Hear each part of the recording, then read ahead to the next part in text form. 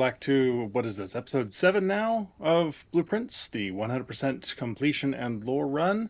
And notice I'm already into the game a bit. I have the schoolhouse drafted because I did another 1 or 2 days worth of conservatory farming in the corners while I still have the resilience of the rook. Got a couple of good upgrades. I don't remember exactly what they were, but they were really good ones. Like I think attic is now common, that sort of thing. A couple of nice, really nice ones for the way I like it anyway. And I ended my day with a freezer and a clock tower. I was like, well, that gives me a crap ton of gems and some keys and a key card now that I have the break room. I really want to make a run at the full school day then. So I just did like 5 hard resets of the game to make sure that I got the schoolhouse, and I just drafted it in time to actually start this up. So we are going to do schoolhouse day, and I'm going to do my damnedest to finish that one off. So here we go. And so last time we did not end up with quite as much completion as I had been hoping. I was like, I just want to get past 50%. And the game's like, no, you're going to get right to 50%, and then you are going to stop. Oh, sleeping mask, and I have a couple more gems. So there we go. So now we are well stocked for a solid run at a classroom day.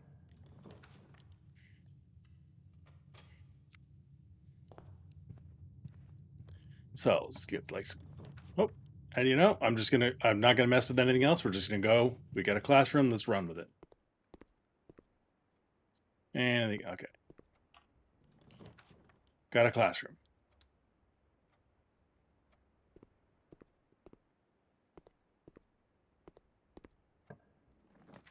Got a classroom, and it even turns the right way. We're off to a great start here. All right. I mean, all the 2 or 3 of these actually still solid options. Third room could get us in there and give us crown at some point, for instance. But not really my priority at the moment. Let's see if we can keep going here with our. Ooh. You know, I don't mind that one here at all. Classroom.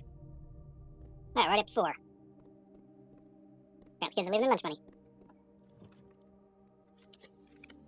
5. I got a key for that.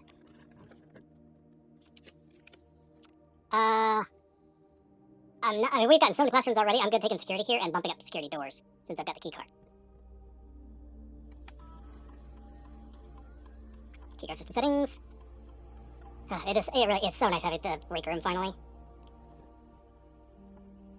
Alright, and boiler room will connect us up, give us access to the foundation without having to jump through any hoops. I'm okay with that. Classroom! Alright, 6, so now we're caught up with. Oh, I should have done. Let's go back and. Actually, no, okay. I need to go back and set a experiment in security.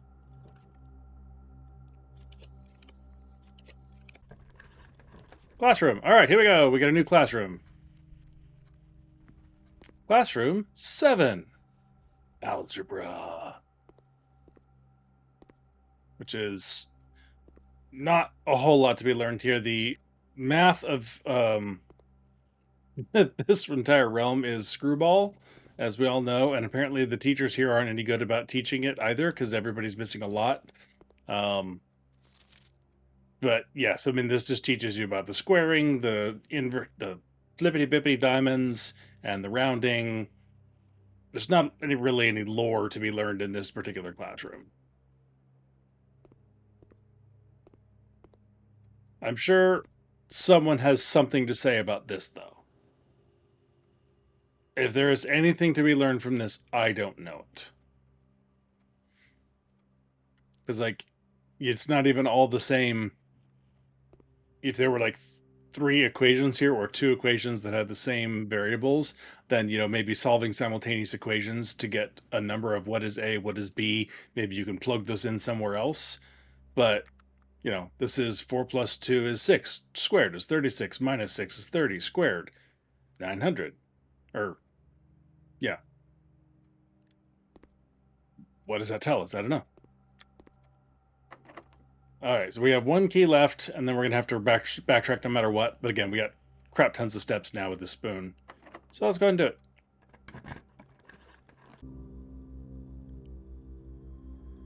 Apples. Entrance hall's not going to do me a whole lot of good. Let's just bump up our lockpicks again some more. Why not? Okay.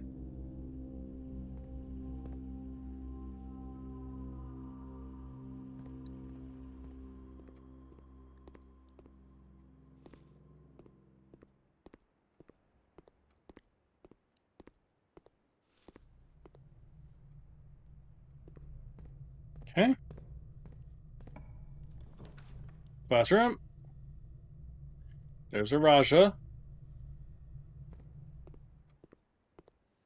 Okay, so there's a lot to learn from the Araja. I mean, the Arajan language, obviously, is the key here, but there is so many words that you don't get from here. For this room, Lune or Lune is the Arajan word for water, Luna. Essa is the Arajan word for love. Joro is the Arajan word for father. So those are two of those at the very least I know are used in the tomb letter, because you have the away from the dreams of your father, and I'm pretty sure that the term love comes up in there somewhere. So yeah, so finding this one actually important to note, to track down a little bit more out of that letter, and then it's a, I mean, obviously it only works in the context of it being a game. This is ridiculous on its face that early Rajan didn't use any verbs. So they just said, you, me, basket, apple. If they wanted to buy the basket of apple, you, me, basket, apple, 2 coins. And you just implied that that's what it was. Like, it's a ridiculous concept on itself that they would have words for nouns and potentially adjectives and concepts like without myself, and sort of an abstract concept like that, but they didn't have any words for verbs. So yeah, it only works as a video game, as a puzzle game that you have to try and interpret things.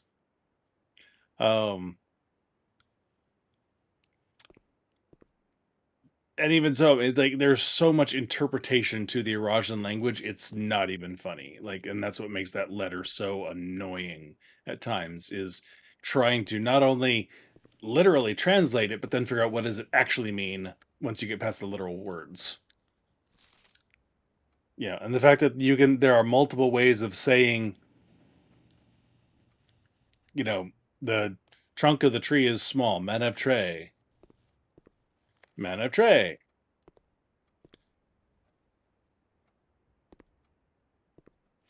Tray ma trunk.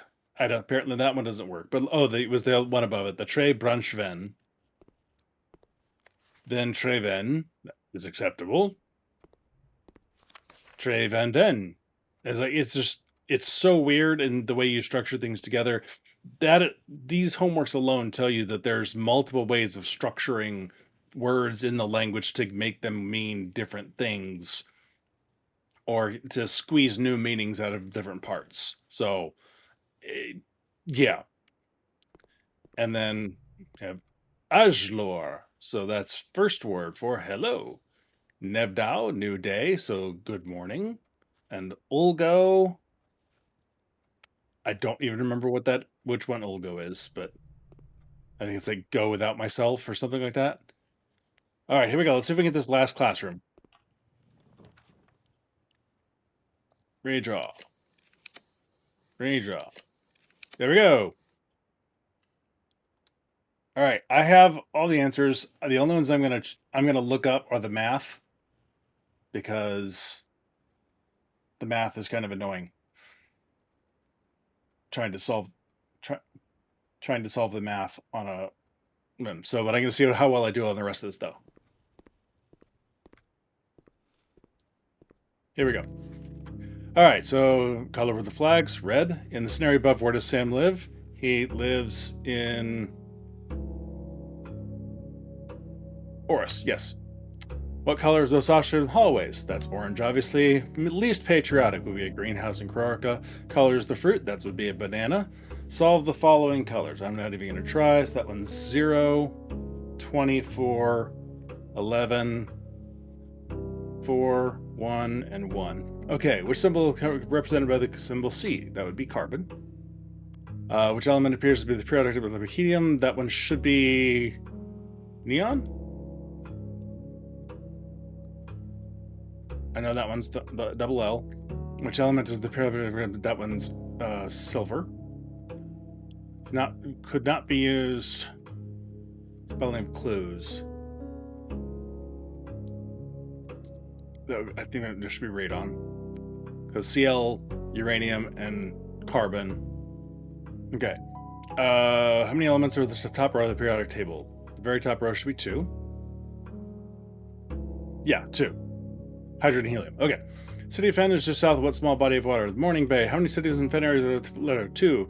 Which of the following realms is not near Fen Ares? Croarca. Hello, Dread and Raiders. Welcome in. I'm in the middle of a test, so give me just a second. I will be right with you. How are you doing, Basic Karma? Nadia, Artsy, welcome in. Which sigil arch Ares? That's the mountains. Which realm is directly north of Araja? Would be Fen Ares. Where am I right now? I'm in Mount Holly, Reddington, Fen Ares. Which 2 pieces of art? That would be Hay Bale and a Mug of Ale. Which of the following 2 pieces of art was not present? That should be Jungle? Right?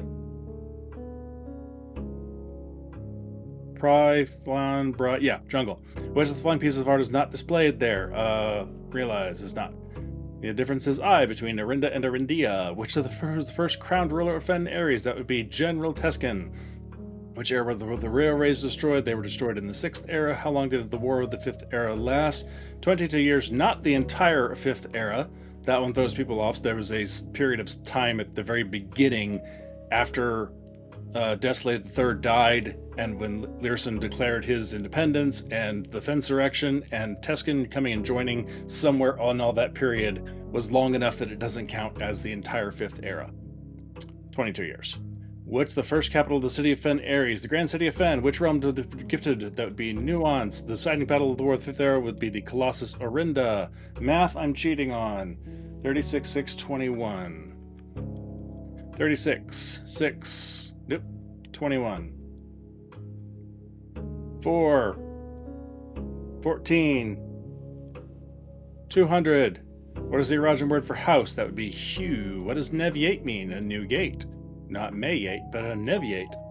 The phrase trenville can be translated several different ways, which the following is not an acceptable way. Oh crap, I don't remember this one.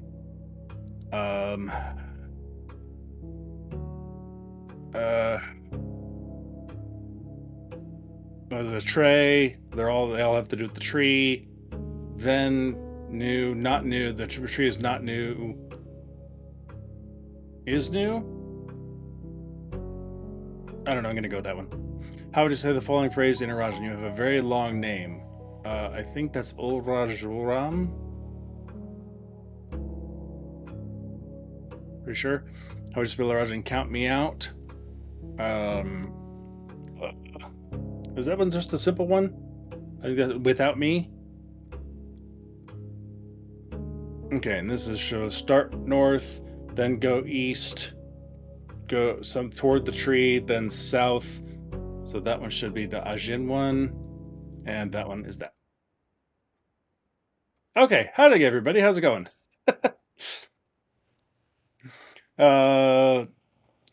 Nadia has been a moderator for 6 months. Well, thank you very much for being my mod for 6 months. So yeah, it was 6 months since we did the charity. That's when it was. Dread, going to get Mini. Okay, see you when you get back. Hopefully. And let's see. Yeah, so just in case anybody doesn't know, all this month I'm doing a charity stream for the Trevor Project. Mostly while I've been playing Hogwarts Legacy because, stick in the eye for JKR. But it's still active. So, and I will be eating Birdie Bot's beans if anybody donates for every $5 is a bean, and the also gift from me to you if you donate up to a certain threshold across the whole month are listed in the About Me page on Twitch. Should anybody be interested, no obligation, obviously, but just bringing it up. So I've mostly closed off the whole east side of the house, but we finished classroom, so that is done for the day. I do want to go run up and grab some more apples before the end of the day, but now I can take a bit of a breather and I don't have to worry so much about what I'm doing. Apples are not extra delicious, but I do have a spoon to stick in them, and they raise my lockpicking skill right now. So, how's everybody doing? I know Dread was finding cats.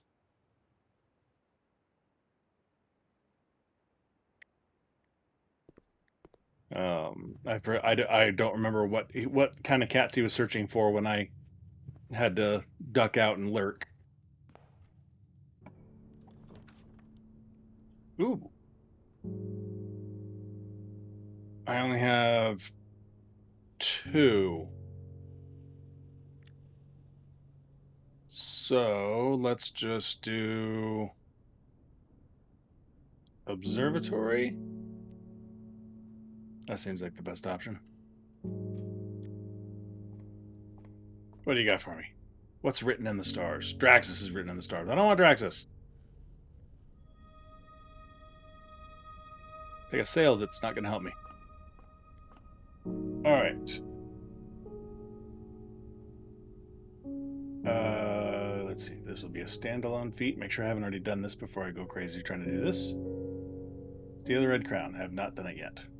All right. So yeah. So if anybody hasn't seen it, which I'm sure everybody coming in with Dread has, we have stealing the Red Crown. So this is the view you see technically when you see the crown during the Ascension ceremony cutscene. This is where you see the crown is from back here, and then Mom and Caleb Manning are over in that doorway over there to the side that we can't see.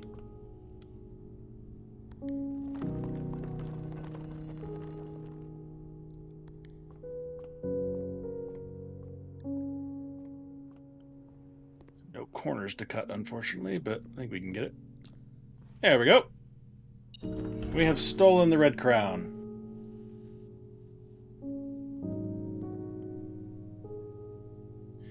A familiar red paper crown. If there is not a red room among the first 3 floor plans you draw while drafting, you may redraw floor plans. Also useful for rehearsing museum burglary. So this is theoretically the red crown that you wore as a child, which is why it's a familiar red paper crown. So this is the one that you're seen wearing in the cutscene and drawn wearing in the Red Prince. So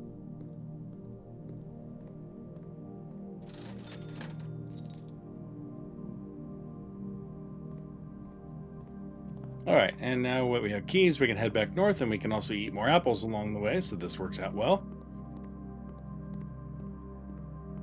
And a hall pass. I missed that. I don't know if we've had a hall pass on yet, have we? I have, okay.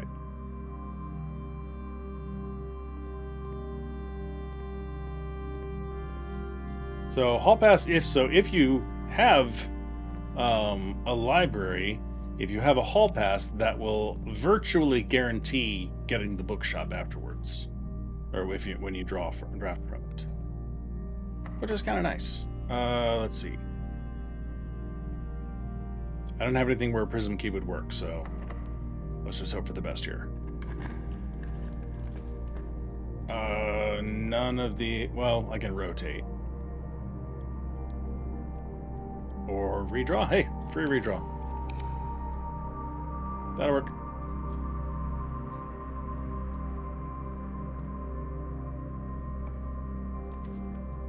Okie dokie.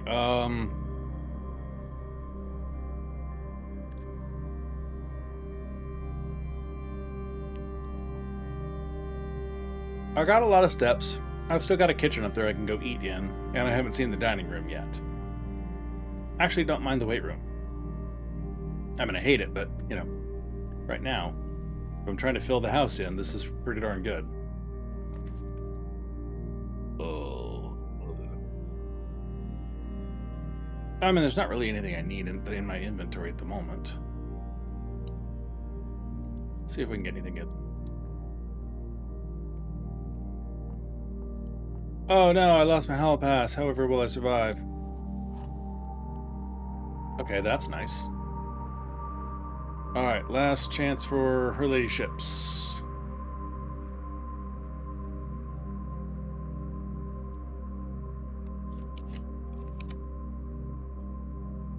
That's an attic.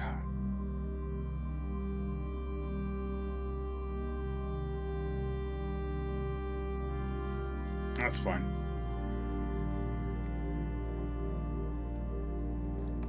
Alright. Oh, there's still a chance I can get like a workshop and put something to good use.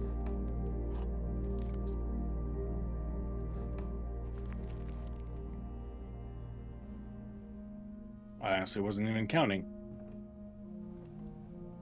There we go. No metal detector, I'm surprised. Oh! Oh, darn, I've only got 29 gems to last me these last 3 rooms.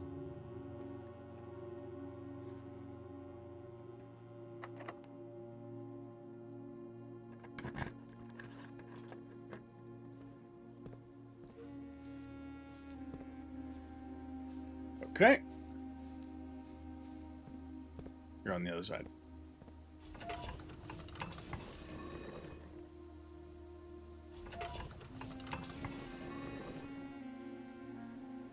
Alright, so we should get a trophy first thing tomorrow. That'll be a nice bump in percentage.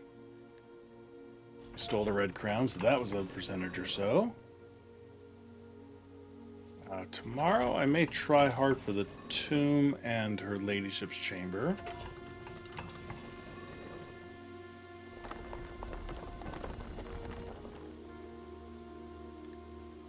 See if I can read the diary. This will give us full house trophy as well. All right, now I'd really actually like study. Can we get a study? That's an office.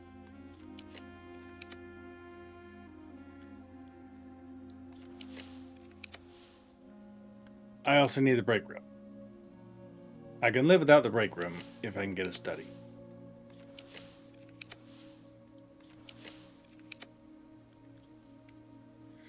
Fletch puppies. Alright, last chance. Oh, I should have used dice. Oh well.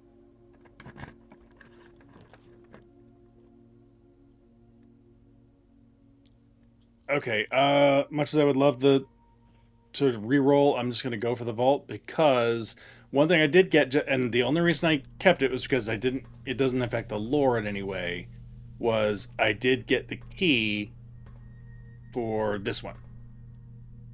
And so I opened it up to get to use the key because I have something in coat check and I couldn't just hang on to it. Otherwise I would have coat checked 304. But I did open this up. And so this is arguably the most important passport in here. It ties with 149.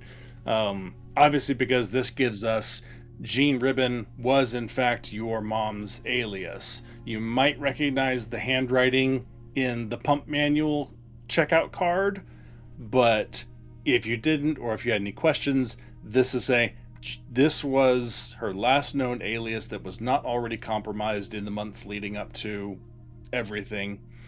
And so this is the definitive tie between your mom, that name, and is therefore one of the only things that tells you, hey, maybe you should try this on the Blackbridge admin login. So, and again, I still have not seen anything specific within the game that says you should try random names, much less her name. still waiting to see if there's a definitive clue instead of just, let me try every name I come across in this game and see if one of them happens to work. Which seems to be how everybody finds it, if they're not told. So, we have that at least. That should, and I've been eagerly looking forward to getting that checked off. So that is Vault 304. There we go. And this is the second spare room upgrade. Awesome. Only downside is the spare green room has a great chance for getting the watering can in it as just an item in it. And then if you boost your luck through whatever means, you could get, again, more chances at getting items in there, one of which does spawn there, is the watering can. I don't have the same luck at all getting the watering can anywhere else. And I don't know if it stops being a thing or if I've just had really bad luck when I'm hoping to get it. But I don't remember, honestly, ever seeing the watering can in my spare veranda or in anyone else's spare terrace or patio. But I get the watering can in my spare green room all the freaking time. So I like the spare veranda because I like the extra luck that it gives. And green room go crazy with getting items. I will say that I think I don't remember if I pointed it out at the time, and I have a note to make sure I talk about it, so probably not. Once you've upgraded your spare room to anything, whatever color you make it, you can no longer get the blue tent memo in the spare room. So the only way to get the spare room blue tent memo is if you get it while it's still blue with 0 upgrades on it, which is kind of a pain in the butt, honestly, for anybody who's looking to collect them all, because if you've already upgraded your spare room, the only way to get it is never. Because if you get another upgrade disc for your spare room, it's only going to reset it back down to spare hallway, green room, or bedroom. It doesn't reset it back to blue. So once you've upgraded your spare room, you can never get the blue tent memo. You have to do it on a new file or see someone else get it or go look the thing up. And so if I didn't, I'm pretty sure I mentioned it at the time, but yeah, the blue tent memo is there are 12 different potential spare room upgrades. And the only way you would, you can do the math, obviously, and reason it out, but it's not a terribly important one, but still. It's one of those it's one of the few rooms that is just really a pain in the butt to get the blue tent memo on. Foundation is the other one that's on the same tier of how hard it is. So, all right, I have officially remembered to talk about that, so that's done. All right, okay, we are done. And so where's my vault? Right here. There it is. I walked right past the freaking trophy. I was focused on getting into the other room. You've been awarded the Full House Trophy for drafting a room in every single open slot of your house. Trophies earned will be permanently added to the trophy room, and that would be amazing if once I actually draft the trophy room.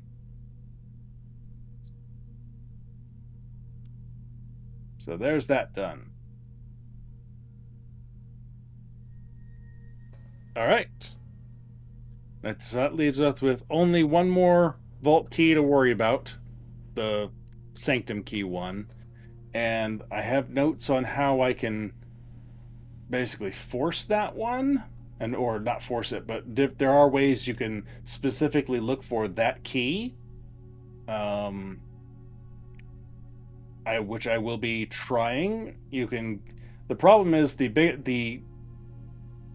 I guess one of the ways, the key ways of getting it, no pun intended, is drafting the boudoir out of the Cloister of Mila, and I don't plan on doing the Cloister of Mila. I don't think I have upgraded my Cloister yet, right? I didn't think so, yeah. So, but I'm not planning on doing the Cloister of Mila. I mean, if it's the best option they give me, fine, but that is one way, is if you draft the boudoir or the bunk room out of the Cloister of Mila. It can show up in the closed exhibit, apparently. Mine's common, so hopefully that'll keep showing up. It could be in the Lost and Found, which is why I didn't mind going in and checking today. It can show up in the throne room, you can trade for it, or you can dig for it. So there's very few ways. This is one of the harder ones that has the least number of ways that it can show up. So I will try and we'll see what works out. But that said, I don't have the pendant, and I don't have any rooms that change my outcome for tomorrow. So I think we're going to end it and move on to the next day. And we'll get another trophy first thing. Or no. Yeah, we will. Classroom one shows up there. I was thinking for a second of the drafting strategy one. The Mount Holly Academic Castle.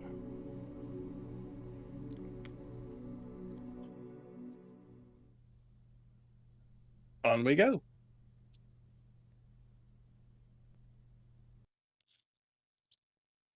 Now the question is, did I miss anything on that test? I'm confident enough in my answers that I got the trophy, obviously, and I can see it right there, but I'm curious if I missed anything.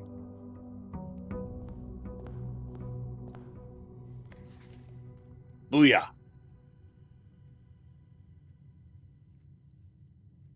You've been awarded the Diploma Trophy for getting an A, a red A no less, on the classroom final exam. These trophies earned will be permanently added to the room. So, trophies.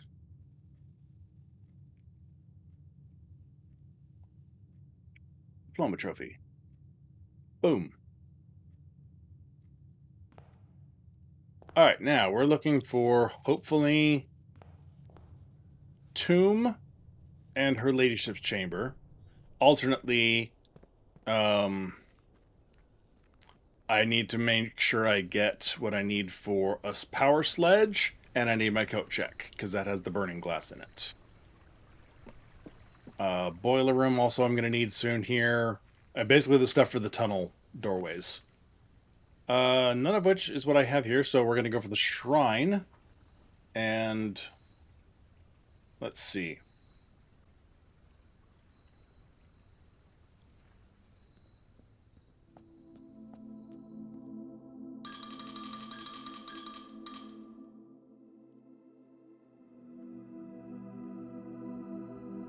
We'll see. Shrine of the Blessing of the Tinker. Whenever you draft a mechanical room, you trigger your experiment. I honestly don't know if I've ever tried this one. I've seen it used a couple of times for Blueprints Bingo and that sort of thing. I don't remember if I've ever actually used this, though. Hey, look, the Cloister. Ah, the library. Here we go. Alright, settle in.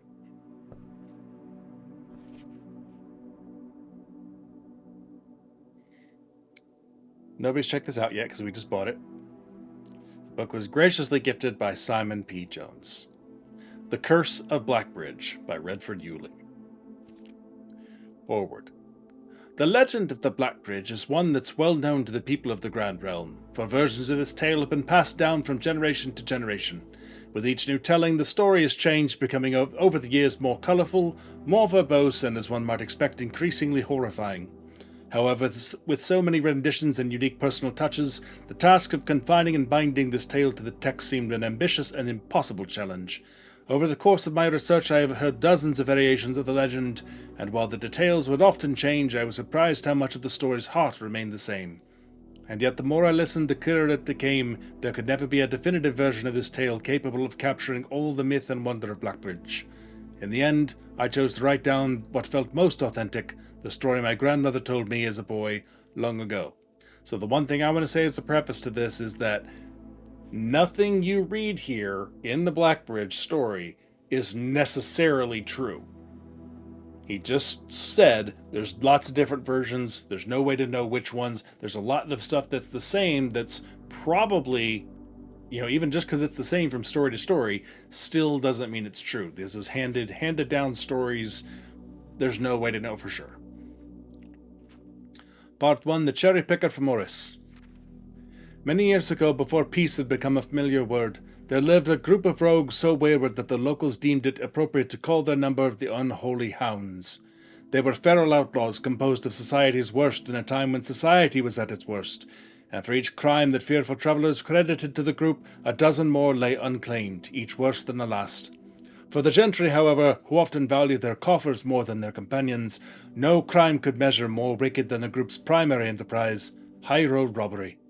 One such member of this so-called band of rogues was a boy of 13 years, Jesper, who had not been lucky in life, having lost 2 brothers to war and parents to famine. In the years of hunger that followed, Jesper lived in a gutter behind the churchyard, relying on the nourishment of scurrying bugs and weeds harvested from the cracks of the alleyway to sustain his pitiful existence. It is not surprising that a child aiming to escape such hardships would take an easy road out. An easy and well-travelled road paved with temptations, leading out to the city and into the gentrylands, where loose purse strings entwine with the strands of salvation and glisten equally with the hope of opportunity. It was this road that eventually led Jesper to the end of his youth, a hidden cave at the bottom of Blackbridge Canyon. It was here that he met his surrogate family and saviors, the notorious gang of godless outlaws known as the Unholy Hounds. Despite the hardened circumstances that had led him to this vocation of banditry, Jesper was a surprisingly tender-hearted and was often teased by the group for being too kind for such an ignoble life. For this reason, Jesper was assigned the innocent role of berry picker. It was not just innocence that set berry picking apart from the gang's more wicked undertakings, for it was the only duty performed without the safety of night's concealment. Jesper, no stranger to solitude, did not protest that he alone worked while the others slept soundly, tucked away in the cave at the bottom of Blackbridge Canyon. On one such occasion, Jesper decided to get an early start. He left the cave, berry basket in hand, and set out into the woods before the morning sun had even brushed against the tallest treetops. It was colder in the mornings, but the headway dawn afforded meant Jesper could reach the furthermost berry patches without worry of being chastised for tarrying upon his return. It took over 3 hours on foot to reach his destination, and along the way Jesper had passed by many a familiar bush, all priorly pillaged and so bereft of berries that one would have to dedicate several moments in earnest examination before finding a single one. Jesper was patient, but even patience had its limits. He was confident that even accounting for the time lost to this long stretch of travel, his efforts would be well worth his pains. Surveying the patches in this new grove surprised even Jesper. The red dots suspended among the leaves seemed as numerous as stars in the skies. Upon seeing such a bounteous sight, he clutched his berry basket tightly and nearly toppled over out of joy. Once he had regained his senses, Jesper quickly made a decision. He would not reveal the location of this newfound treasure. Instead, he would earn the respect of his confederates, who, upon seeing his yield, might attribute the success to hard work. Smiling at his plan, Jesper set off to fill his basket and was making steady strides in this task when the sound of thundering hooves interrupted him. A carriage! A carriage is approaching!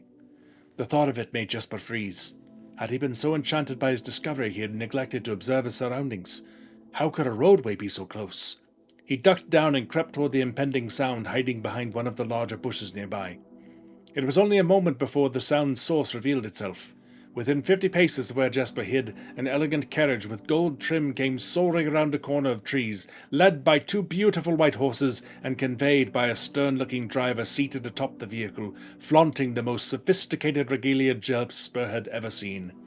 It was not just any carriage. It was a royal carriage. Even without ever having witnessed such a sight before, Jesper was certain. The sight of it had so transfixed Jesper that he stood awestruck, unable to tear away even as the carriage approached. The little concealment the bush provided was soon proved unequal to the driver's lofty perch, and upon spotting the boy he pulled the reins with such effort the noble steed slid to a sudden halt with precise control. "You boy! Get out from behind that bush!" he shouted, with a rigidity that betrayed a modest amount of fear. "You startled me half to death coming round the bend of my own drive, and seeing such an unfamiliar face in a place where there ought not be any face." Jesper quickly contemplated running. The man was much older, and his dress was suitable for courtly behavior, not dashing through the bramble and mud. I was picking berries." Jesper raised the half-filled basket up to allow the driver to see the proof of his words. The demeanor of the man suddenly changed. It was a change that Jesper was familiar with. He had many times seen the same stern expressions on the most fiendish bandits melt away when presented with a berry basket. Any suspicions the driver might have had instantly evaporated, for even the notion of a member of the Unholy Hounds picking berries seemed farcical. The softened expression even made allowances for a smile. "Berries, eh? Say, you couldn't have picked a better spot for them, could you? I used to pick berries here as a boy." Jasper took his cue to finally step forward out from behind the bush, proudly brandishing his basket. "I know, and what luck I found them. I've only just begun picking, and look how many I have. It would have taken me fourfold the time to get back home to procure this number." The driver bent down for a closer look. "And where is your home, boy? It must be quite far." Jasper replied with a scripted response. "A little south of Tanner Fork, just past the burnt woods." "My God, that is far. You couldn't have come all that way only this morning." It was true. Tanner Fork was in the exact opposite direction that Jasper had travelled, and while that response would seem perfectly reasonable in a location closer to Blackbridge Canyon, he could see why it might seem even less believable here. "Sir, I have travelled much farther for much less profit. I dare say there is no distance yet made by man that would not be worth undertaking for a prize such as these. Surely you've tasted them for yourself." Jasper felt happier with this response, as it seemed to amplify the man's smile. "In my youth often, but perhaps I took it for granted because I never had to travel very far. And even then my father would always drive us here in our carriage, so I am ashamed I never had to walk such a stretch to earn an equal reward." It was Jasper's time to smile. "Then let my efforts reward us both today." He raised the basket even higher. "A taste and memory of your youth, sir." The driver chuckled and removed one glove, bending over the seat to reach down to the basket. And at the moment his fingers touched the first berry, the dagger in turn met his throat, cutting through a superficial layer of skin and drawing blood. Jasper caught the startled man's eyes. "And for that taste I will have your purse, sir, in memory of my youth." The driver's arm had gone stiff, his chin raised and trembling, more frightened than he had ever been before. Whether unable or incapable of speaking, he did not respond to the boy. Perhaps he did not think his jaw could afford to be engaged at this particular time. Jasper let the basket drop, freeing his other hand to probe the man's pockets. "Do not mistake me, sir. I will not kill you if you give me no cause, though I will admit the thought of taking your carriage and leaving you the indignity of walking appeals to me." Unable to find a purse on the man's coat, Jasper pivoted to search the seat under him. "Why have you no purse on your person?" The driver slowly raised his hand cautiously, pointing toward the carriage door behind him. Jasper lowered the knife's edge a small degree to allow the man to speak, which he did in turn softly. "There's a lockbox in the carriage." "Well, come down then and grant me the courtesy of sparing your life and binding your hands. A concession I assure you of my tender heart, for it would be much easier to slit your throat." The man started to comply, slowly lowering himself from the driver's seat to the carriage. Once down, Jasper guided him away from the carriage to a nearby tree, where he instructed him to get on his knees and put his hands behind his back. Excusing his inexperience, the man indulged Jasper while he figured out how to adequately bind him. The smile and kindness Jasper had seen on the man's face, now nothing more than a distant memory. In their place, cold, dark eyes displayed no emotion. "I wonder, should I grant you the same clemency you are showing me?" Jasper stopped, surprised by the question, but ignored it, secured the final bindings, then hastily returned to the carriage. With one hand on the door's handle, he turned back to the man. "If there is no lockbox, there will be no clemency." Inside, the carriage was surprisingly dusty and unswept, a stark contrast to the elegant and polished golden facade of the exterior. It had apparently been many years since a passenger had enjoyed passage in this vehicle. This all but confirmed what Jasper had suspected. The driver of this carriage was not a liveried servant in the employ of some greater master. Any curiosity that this observation might have further produced was quickly abandoned upon seeing what rested under the carriage's back seat, a large wooden lockbox. Despite its hefty appearance, the box was surprisingly easy to handle. Within a few minutes, Jasper had dislodged it from its hold and carried it out into the sunlight. Inspecting the box carefully, two observations were made. Totemic symbols found carved on all four sides of the box hinted that the box was very old and likely not created by Orindian hands. It reminded him of artifacts from the old world and was presumably crafted in one of the ancient realms. Secondly, the box was secured by a rusted yet robust padlock and would not open easily without a key. Jasper looked over to see the driver quietly observing from his indentured position. "Do you perhaps have a key you can provide me to open this box?" Without emotion, the driver replied, "There is no key to that box." Jasper stood up. "Easy enough, then." He headed over to a nearby rock of sizable dimensions and lifted the stone, carrying it back to the box. If there was ever a time when that lock had been resistant to brute force, it wasn't recent. With one hit, the stone had completely shattered the rusted lock. He bent back down and opened the lid. Inside was an effigy, a crude figure chiseled from stone. Without too much deliberation, Jasper bent down and picked it up, somewhat surprised how heavy it seemed, given how light the box had felt. Having expected to find something more akin to gold or gems, he looked questioningly to the man, hoping to find an explanation. The driver's smile had once again returned. "You are cursed, boy, for deadly is the stone. You have opened that which should never have been opened, and you are cursed." Jasper carried the effigy over to the man and shoved it in front of his face. "What is this?" "That's one." Feeling his disappointment rising to anger now, Jasper tightened his grip on the effigy. "One what, you mumbling Agentor? And in God's name, why have you no purse upon your person?" The man did not seem intimidated. "One pace." He paused for effect. 12 more, and you will be dead." He had only a second to flinch before the effigy struck him in the head and put an end to his cryptic ramblings. If ever there was a time when the old man had been resistant to brute force, it wasn't recent. Jasper looked down at the sculpted stone figure, now splattered red. Was it cursed? Was he cursed?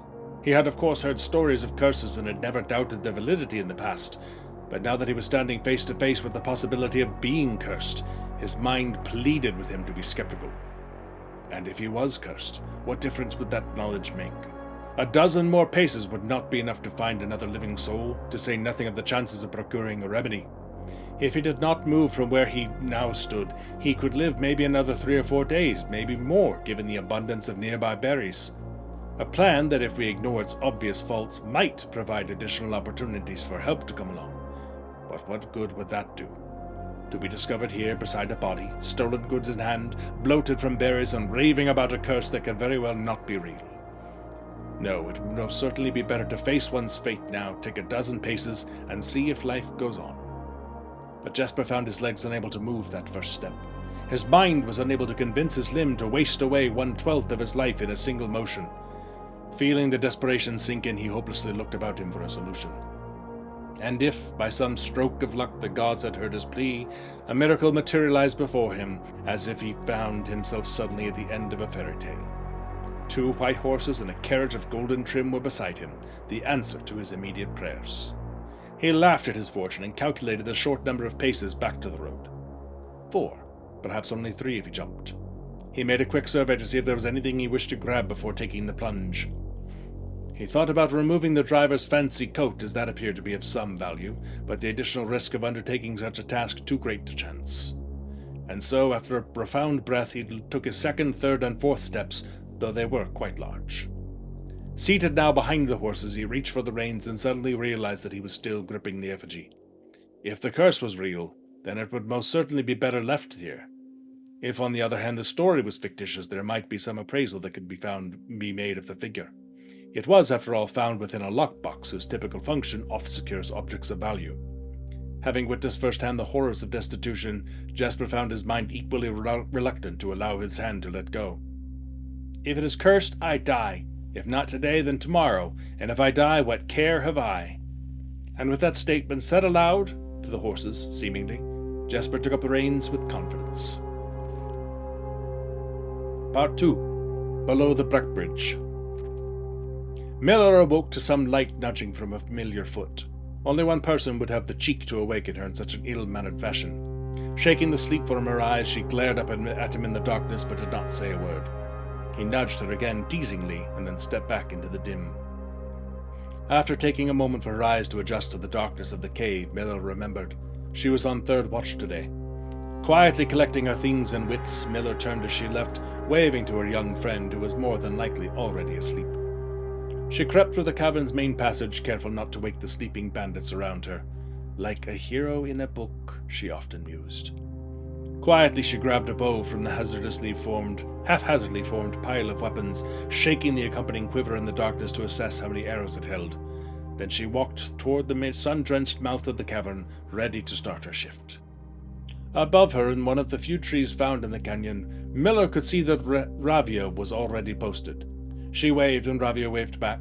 Calling out to each other was strictly forbidden. Anything louder than a gesture in the canyon was forbidden. When Miller reached the tree, Ravia lowered a braided rope and pointed to the ground behind her. Miller turned, following the finger, and saw a pail of water resting beside a nearby log. She turned back to Ravia, nodded, and secured the pail to the rope. The pail went up first, and in turn Miller followed. Ravia reached across to grab the water. Miller leaned back to give her space. There was not much room for maneuvering in this tree post, a necessary concession for the concealment the outpost demanded. Ravia tilted the pail up to her mouth dramatically, illustrating how thirsty she had been. Miller laughed silently as water poured out, splashing onto Ravia's face. It was a bit too daring and noisy of a joke, and had the others been around they would certainly have been scolded for the unwarranted sound. But Miller appreciated the efforts Ravia took to verbalize the silence of the morning. They had been on third watch together for over a month, and during that speechless time their friendship had grown into something special. Affection was unsurprisingly scarce among the unholy hounds. She had felt camaraderie before, of course, but intimacy, never. From their elevated vantage, the girls could see both the concealed entrance of the cavern as well as the clear view of the bridge that spanned across the canyon. Black Bridge was the link between the Gentry lands and the northern mountains, the overpass that connected Orris and Reddington.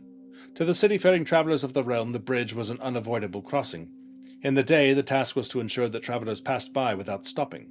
At night, the task was to ensure that they do. Like most of her band, Miller preferred the night.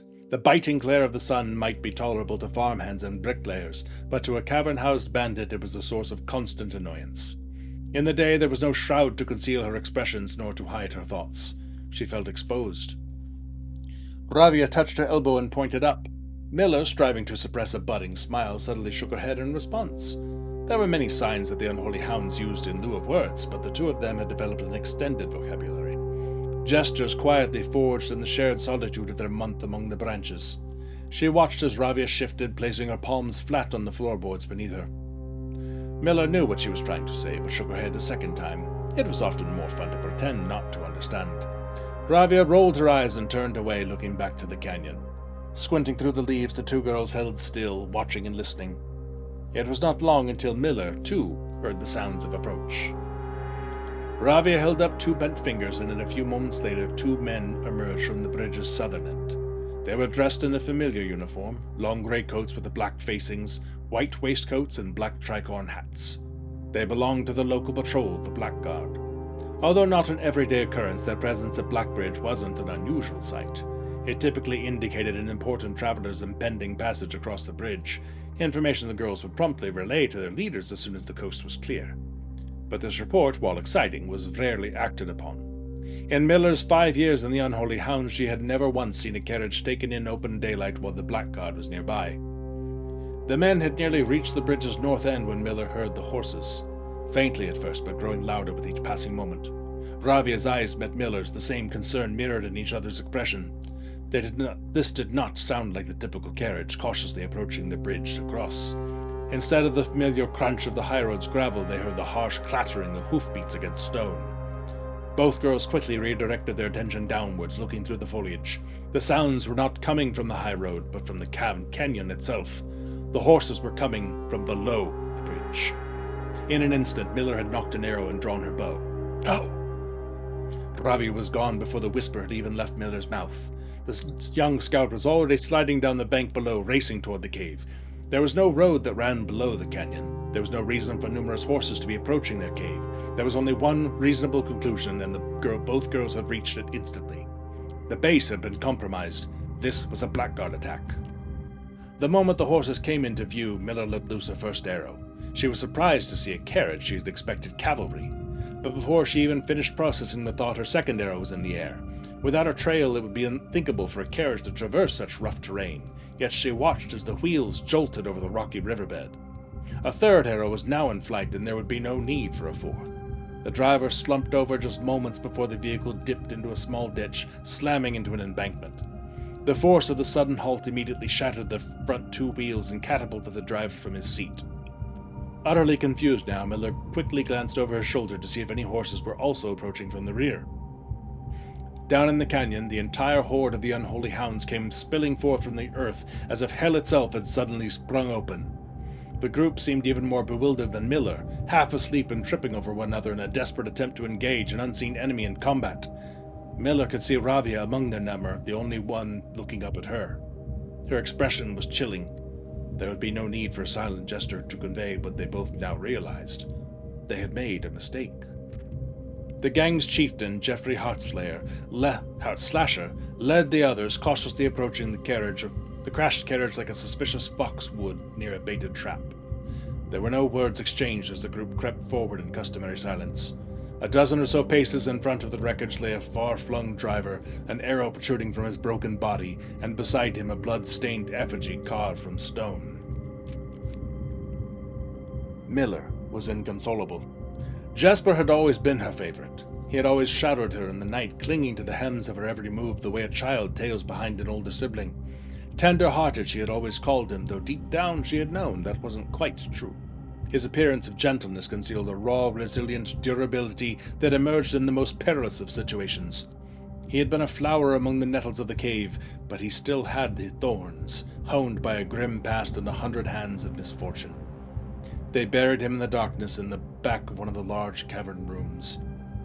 He was interred with a berry basket and a silk handkerchief that he had treasured. The mysterious effigy they had found beside him served as a distinguished gravestone, a marker that stood out somewhat special among the rows of similar swords marking neighboring plots. No one spoke, not even in whispers. There was nothing to say.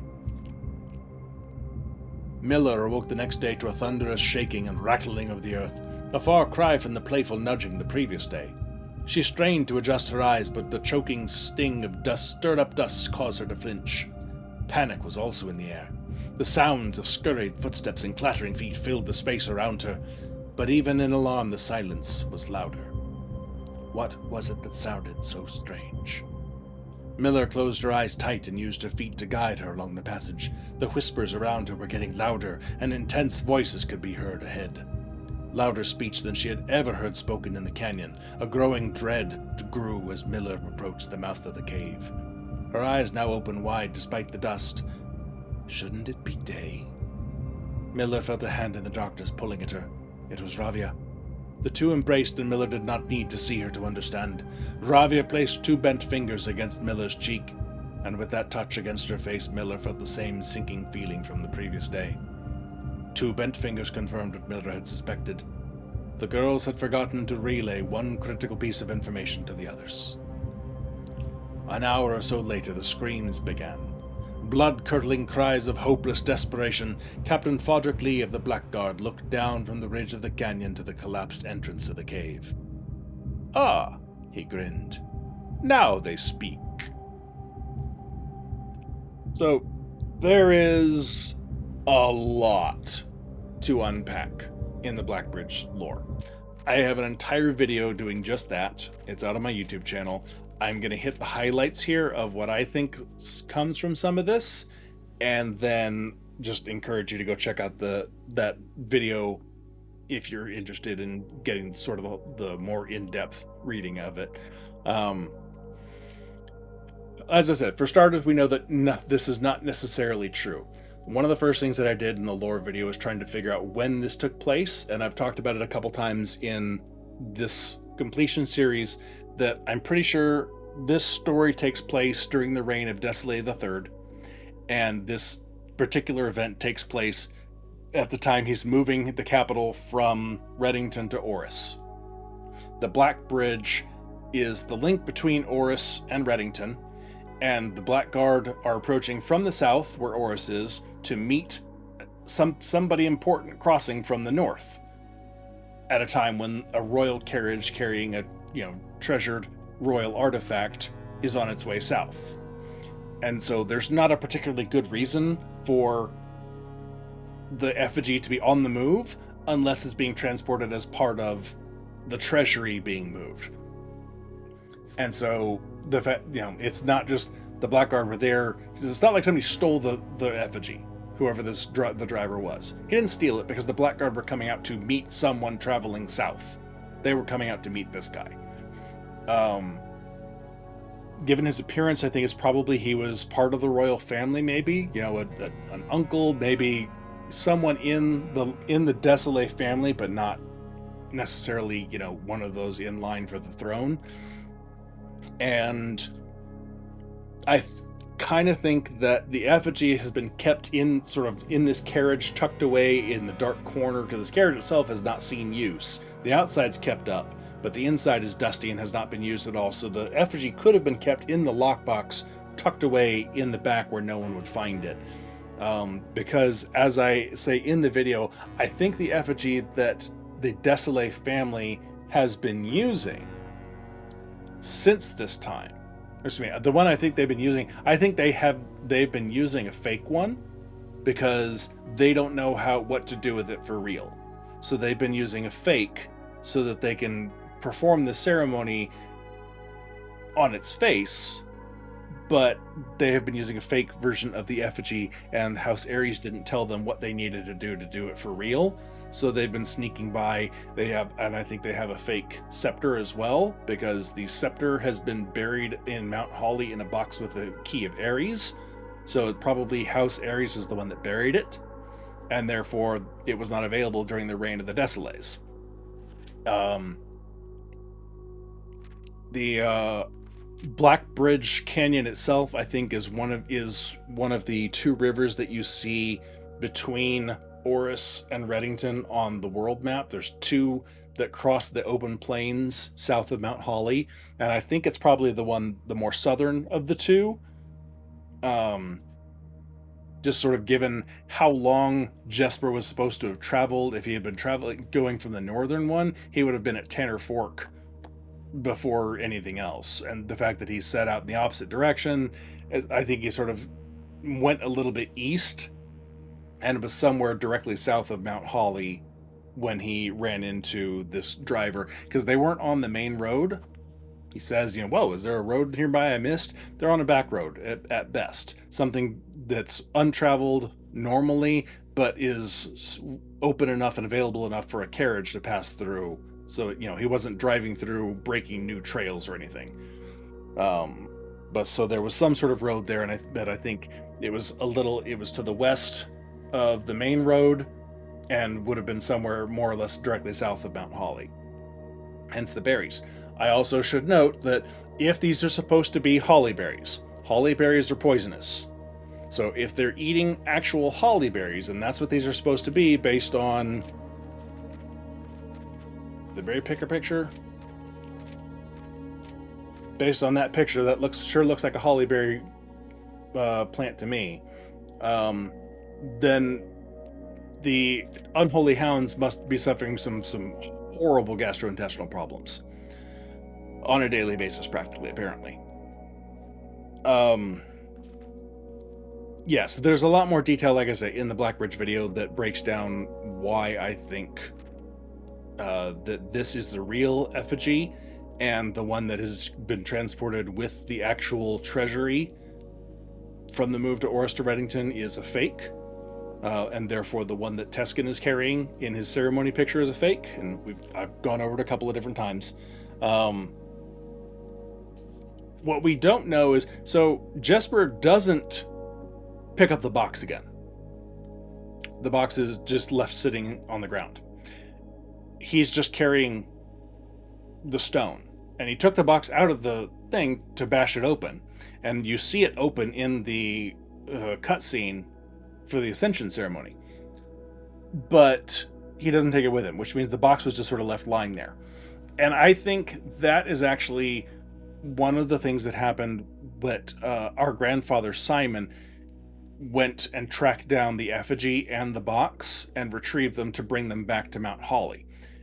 And one of the reasons I think that is because in Alzara's vision, the final one that we haven't gotten to yet, his final vision is the sullen figure in the snow, and you see the box sitting on the ground, but mostly buried in the snow, and you see the silhouette of our Simon going and getting it. obviously there's no frickin' reason for our Simon to be finding the box out in the middle of nowhere. So I think that is a stand-in for our grandfather Simon. That, metaphorically speaking, it is a Simon still, who was undertaking the task of listening to the lore, believing the stories, and going and tracking down the cursed effigy with the goal in mind of using it in the ceremony.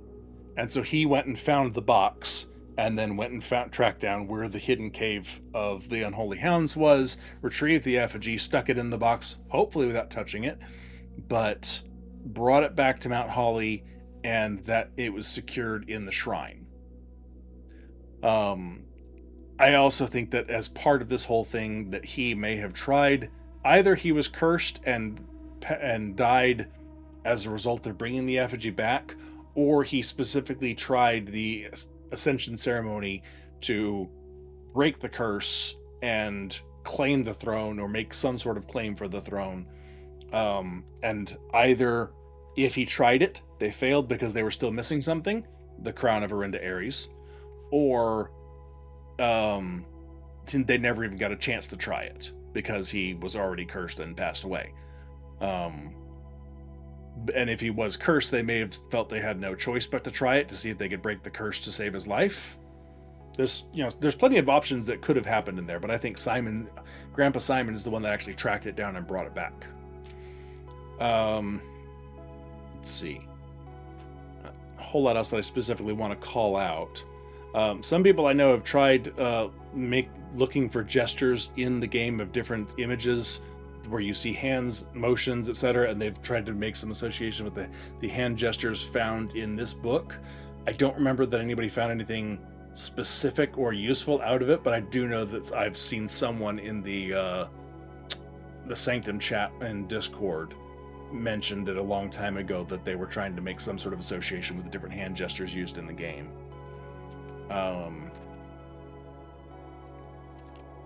But yeah. Anyway, so, like I said, for the full details, I encourage you to go check out the Blackbridge lore video, which I will have put a little tag up at the top corner at least once during this conversation, I'm sure, possibly twice, I don't know. But yeah, the one question I do still have on this is, how did the Unholy Hounds get it in there to bury him with it and use it as his headstone? Did some of them die getting it there? Did they hand it off back and forth? Is there something to do with your intention of stealing it? Was the violence of Jasper killing the guy some sort of catalyst? We don't know. I mean, we do know, according to the story, all of the Unholy Hounds were shortly dead after this. So any of them could have died as a result of the stone, or the stone could have exacted a curse on all of them, and they all died. Something in the middle there? Not really sure. But, alright, we have done that, and now next time we draft the gift shop, we can pick up the cursed box. Okay, let's go ahead and do mailroom, and let's talk letters.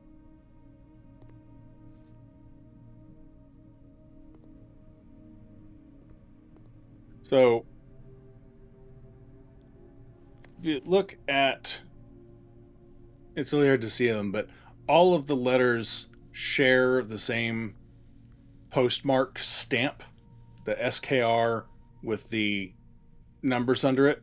So despite the stamps, these were all mailed from the same post office, which matches this one from Dad, which we know was mailed locally here in Reddington and Fen.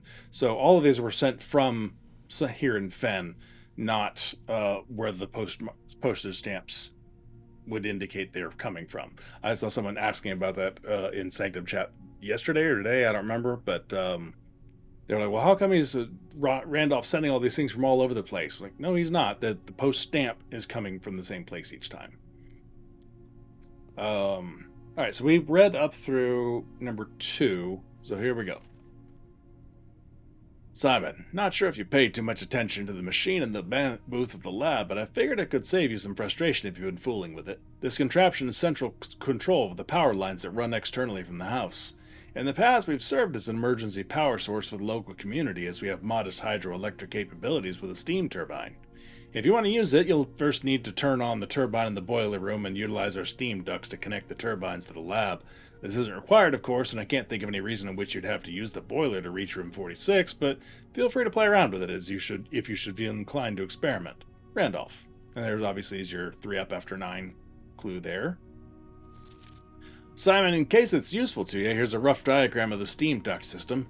Due to the ever-changing nature of the rooms on the estate, we ended up building the duct system to be quite flexible, and if you look along the ceiling in many of the rooms, you'll find many of them have been outfitted with steam ducts.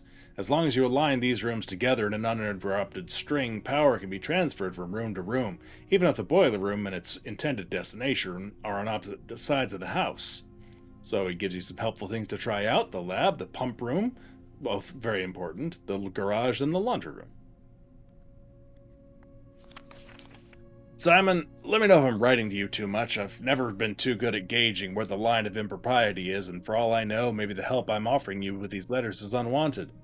Maybe you're perfectly fine without my help. It's been a bit of a moral quandary for me as I've written these, as I'm fairly certain your uncle didn't want us to assist you on your quest. Still, if it was that important, I have to believe he'd have the foresight to specifically instruct us not to interfere.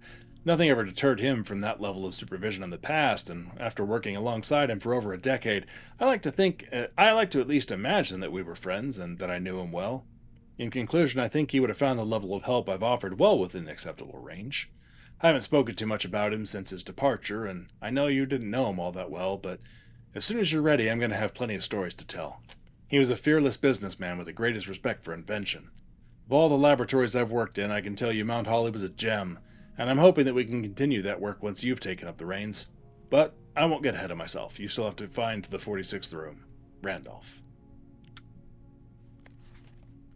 Dear Simon, after giving it some thought, I've decided I'm going to continue helping you. I also just had a small chat with the probate lawyer, and he assures me there's nothing in the Baron's instructions that would preclude me from offering you my modest assistance, so let me tell you what I know.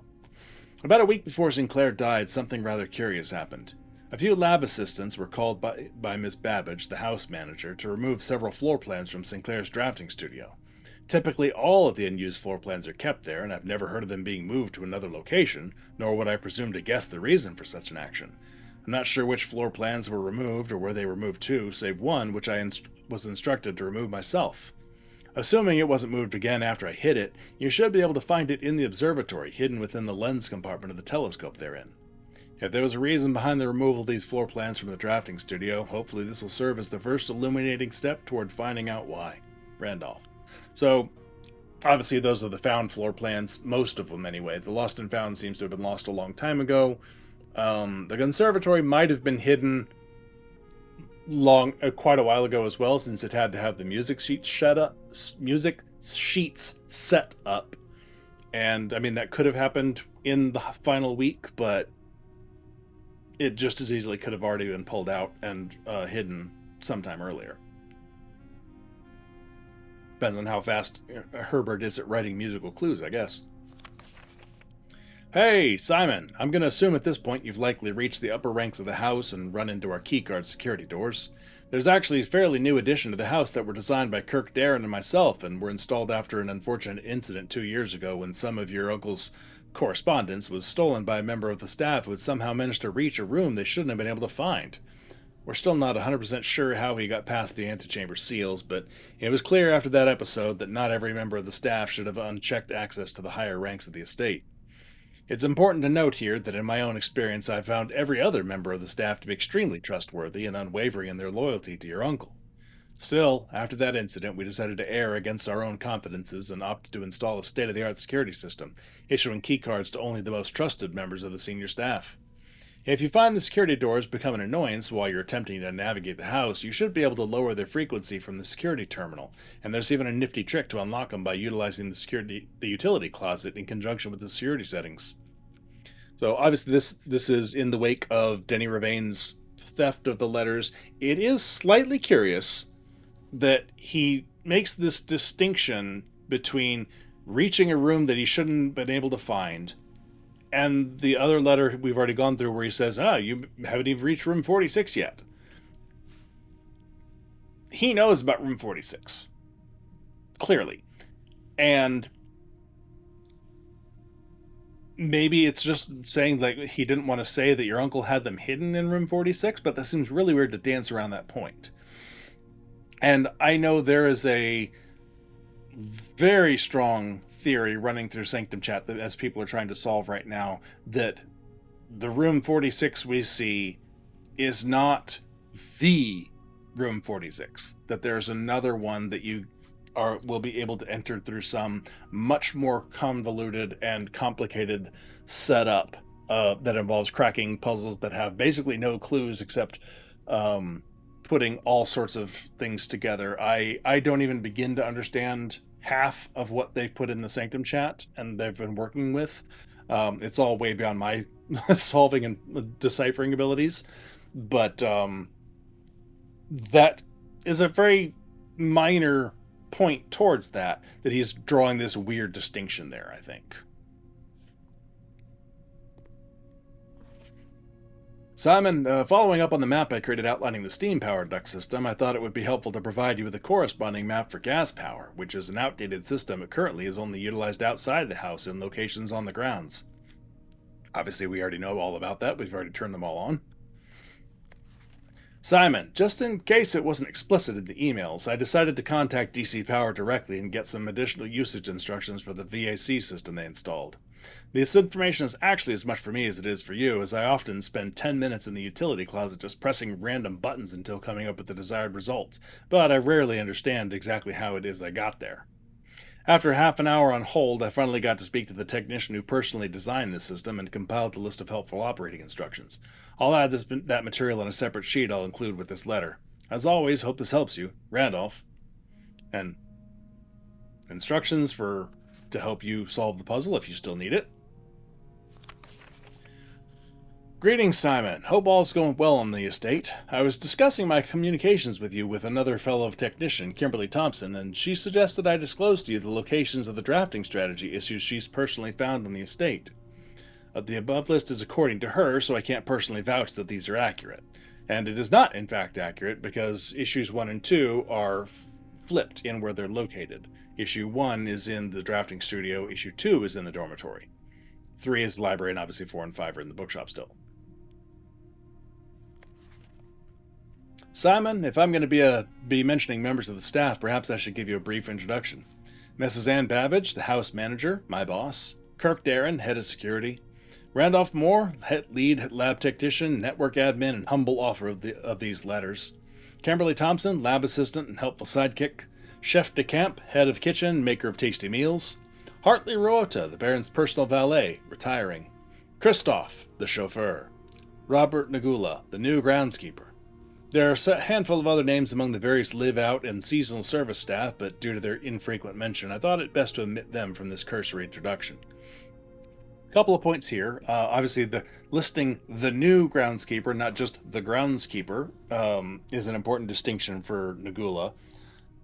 Christoph has no last name. We theorize it might be a T because there is a CT on the dartboard in the break room that's unaccounted for. We don't know who it is. Chef de Camp, I have heard people suggest that Bridget is actually Bridget de Camp. I have not seen the rationale for that. It feels like a stretch, but the fact that we don't get a last name for her and we don't get a first name for the chef, I know is one of the things that they're trying to put together to identify. I don't know if there's anything more substantial than that. Everything I've seen, I seem to remember Bridget being one of the maids, but that could have just been an assumption that sort of cemented itself in my head. I don't know. Kim Thompson, obviously we don't see or hear a whole lot from her. We'll eventually get to the staff memos, and in a late staff memo, like almost a year from now, Randolph retires and Kim Thompson takes over as the lead lab technician for Mount Holly. I think that's about it for that one. Another successful experiment, another letter. You certainly have certainly been keeping yourself busy. As I spent the last few days racking my brain trying to come up with new clues for you, I'm reminded of their mother's aptly named book, A New Clue, and how fiendishly she hid the clues for her readers within its pages. Don't worry, I won't be hiding my clues for you in imaginary or in imagery or requiring you to comb the text with a magnifying glass. The truth is, I'm not nearly as clever or creative as she was. The best I could muster trying to be cryptic and mysterious would be something like, break the bricks in the weight room with something that has a handle and is very heavy. I'm afraid that in spite of my best efforts, the result is not quite cryptic and even less mysterious. Suppose I'll leave the riddles to your great uncle and his niece. Several hints in here, obviously. Combing the text with a magnifying glass, not just combing the pictures, combing the text. So, obviously, what is it, page 6, I think, that has the numbers on it. And, again, he's just pointing you to how densely packed it is with clues, and then also telling you, hey, by the way, weight room, break the bricks. Randolph's not subtle. Dear Simon, as I've been running out of ideas of my own, yesterday I asked Kirk Darren if he had any additional security advice I could pass on, and to my surprise, he gave me an envelope and directed me to include it in my next correspondence to you. I did not ask him what it contained, so I'll be very curious to hear from you after this is all over and find out whether it was or not of any use. Until next time, Randolph.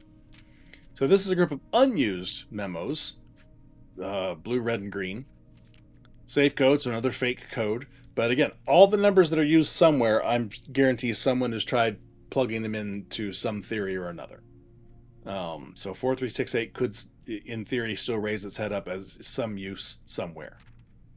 The numbers 6, 7, and 9 do not appear in any of the fixed combinations of the safes on the estate. True, and helpful if you need it. Safe code 1213. Nope. Safe code D8, but it is handwritten in the childish script, all caps. So it is it's true that the safe code for the study is based on D8, December 8th, and it's a D8, etc. So the handwriting, though, is, interestingly enough, matches the childish handwriting in the Bunkroom Journal, and the handwriting on the side of the cigarette machine in the break room hanging out here reminds me of the good old days back at the Mice Will Play. And I believe also the name The Mice Will Play written on the glass as well.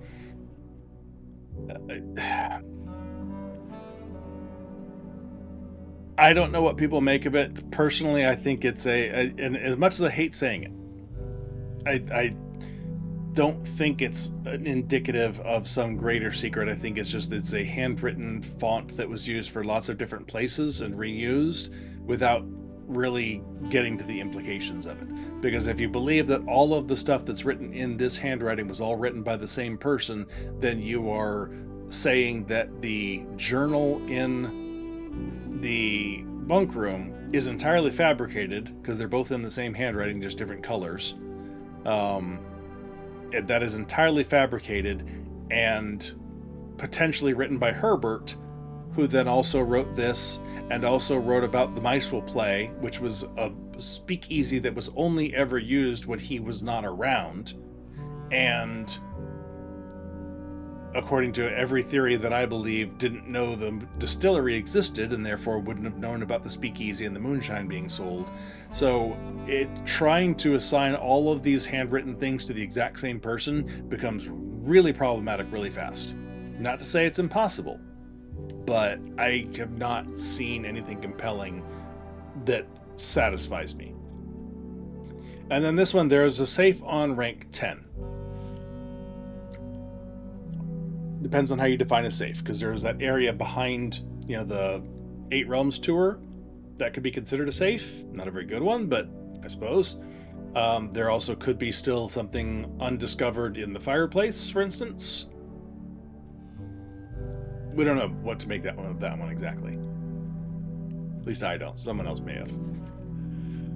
Okay, Simon, I can't think of any reason you'd need to access the server administrator controls before I return, but your father has mentioned your interest in computers, so I have a feeling you may be a bit more hands-on than your great uncle. You'll find the admin terminal in Blackbridge Grotto, a small cavern sealed, much like the story, off the East Drive. I believe I've previously explained how to restore power to the grotto in one of my earlier letters. However, keep in mind that accessing the terminal requires an admin key. Unfortunately, I won't be able to set one up for you until I return, but your admin key will eventually be Joan S., the first 4 letters of your family name, or if you prefer, we could use a pseudonym. I'm sure we'll discuss it in greater detail when I return. That could be the one and only reference to try and encourage you to use other names in the admin keys. I had forgotten about this reference. The fact that he's saying, maybe a pseudonym. Hint, hint, hint, hint, hint. Who uses pseudonyms? Who uses pseudonyms? Only 2 people, possibly 3 if you count Kirk Darren being a pseudonym. But yeah, your mom and the other person in the same book, Paul Withers, Philip White. Try pseudonyms. Try them. Go, go, go. That's the only indication that I know of. And I'd forgotten it was here, but I knew about this being there, obviously. But yeah, so if you haven't gotten the admin keys yet, this might prompt you to try other names, and you've just got a whole crap ton of staff names in an earlier letter, some of which even work, so. Simon, if you do end up accessing the admin controls in Blackbridge Grotto, I'm sure you noticed the sealed circular door to the left of the terminal. As you likely have already concluded for yourself, this door can only be opened if 3 different microchips are inserted in the central pedestal. Normally, all 3 microchips are kept secured in 3 other locations, but I decided to make it easy for you and have left one of the microchips in the grotto for ready access. However, you will have to find a new clue or 2 to find the others. Randolph. Yeah, Randolph's not subtle. At all. Simon, I'm honestly very impressed with the number of experiments you've been successful in executing. I certainly wasn't expecting to write this many letters when I started our correspondence.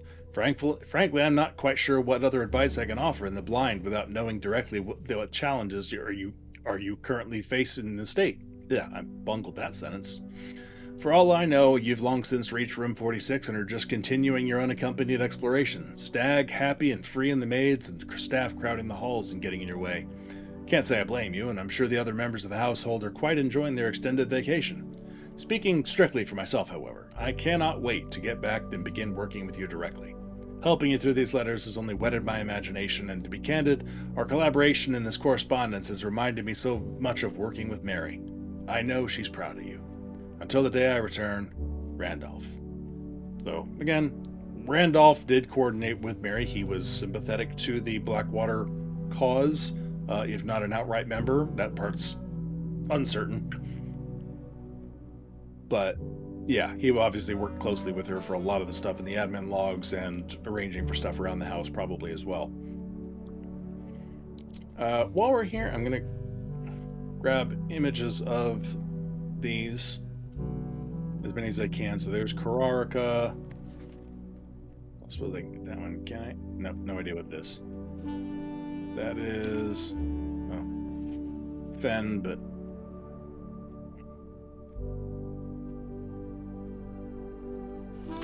can't see you.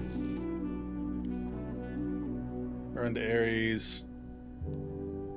It's 3. Can't see you. Can't see you. There's Nuance. 4.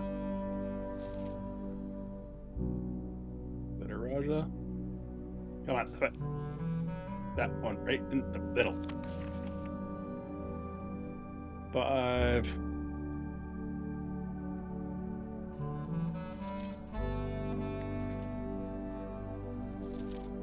Water's Eye. 6. Farah. 7. Archers. 8. Alright, there's all 8 actually. Okay. There's a mailroom, so we need to head out to the aquarium.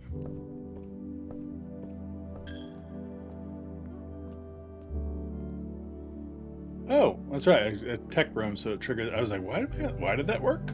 Forgot what thing I was using. Alright, anything useful? Like a battery?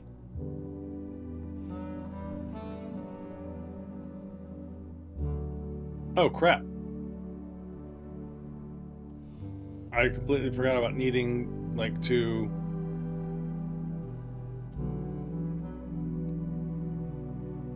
Crap.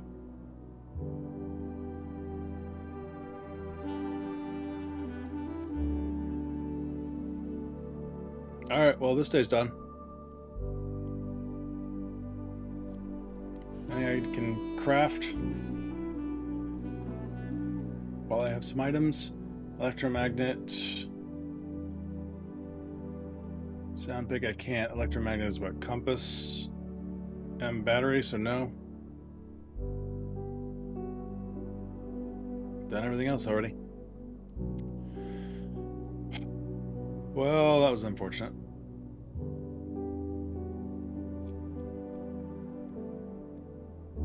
Alright, we'll do one more day.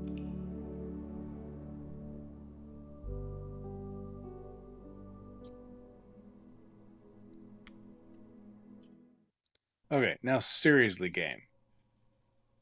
I need a queen. Break room.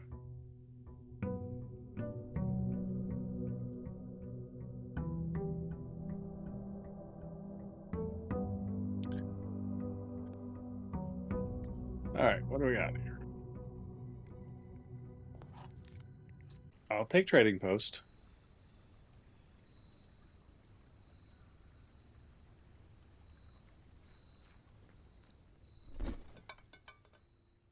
I'll take it.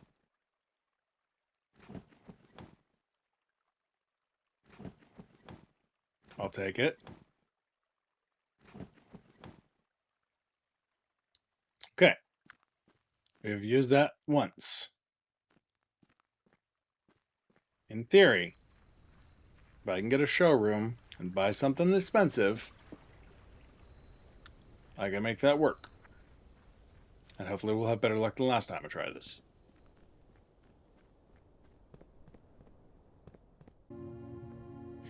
Ah, there's one I've been waiting for.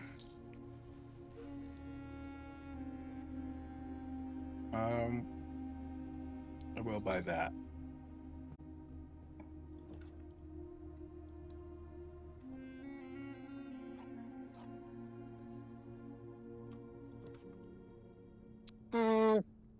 Fine.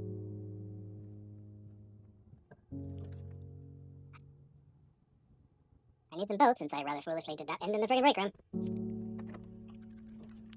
Might need that.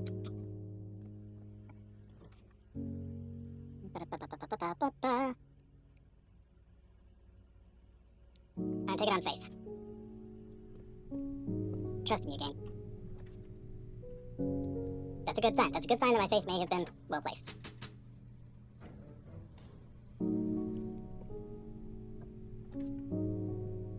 Why are we doing all the red rooms all of a sudden? You make me nervous. You're gonna give me a key card now, aren't you? The handle. Okay, faith so far still good. Now I just need a workbench and some steps.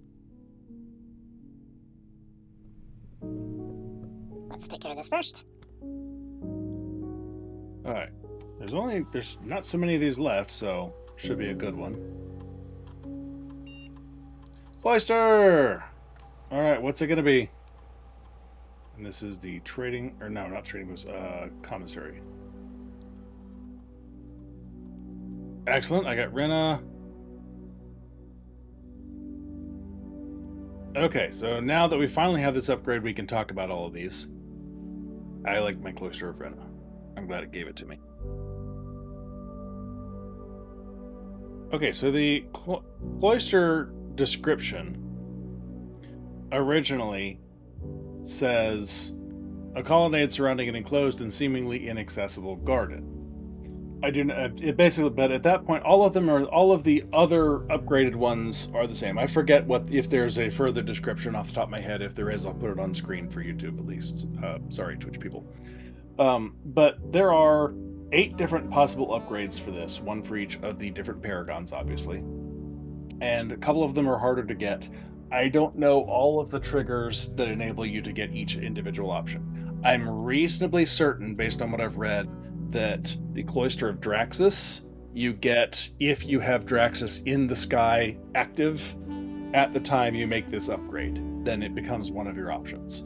I don't know if there's anything else that triggers it, and I've never seen it firsthand. I've seen the Cloister because my son got it on his run, but I've never seen the process that made it available. So I can't speak to that. The benefit of the Cloister of Draxus is that it has no gem cost already, so that would save you a use of the axe on something else. And there is something very specific also that gives you the Cloister of Arinda, excuse me. And again, I don't know what it is that triggers that. It probably has something to do with the antechamber, though. So we'll start there for the Cloister of Arinda, a covered walk and colonnade surrounding an enclosed and seemingly inaccessible garden. A statue of Arinda, paragon of royalty, has been emplaced here in defiance of the Sixth Era Edict, which prohibits the dissentious angel from being depicted with both a crown and a scepter. So as the paragon of royalty, the edict, obviously you don't want her to see it. We have multiple things that break that around the house, including the Cloister. The original Cloister had her with the crown and scepter, but I don't remember she had the shield. I don't think so. Crap, I don't even remember now. Anyway, then there's some sort of disc down below in the sanctum for Arinda Ares that has her with that. There's the statue that's in the tomb. A couple other things I think somewhere, but basically, I mean, we're not entirely afraid of showing her that way, even though there is this edict, some law that says you may not show Arinda with both of those things because of the association with royalty, specifically the black bannered royalty, they who shall not be named according to the Fen censors. Then let's see, the Cloister of Mila, same intro, a cloister, and then a statue of Mila, the paragon of service, has been emplaced here as a strategic effort to boost staff morale. And for the Arinda, it opens a random door of the antechamber for each black print that you draft off the Cloister, which is why I think it may have something to do with the antechamber that triggers its availability.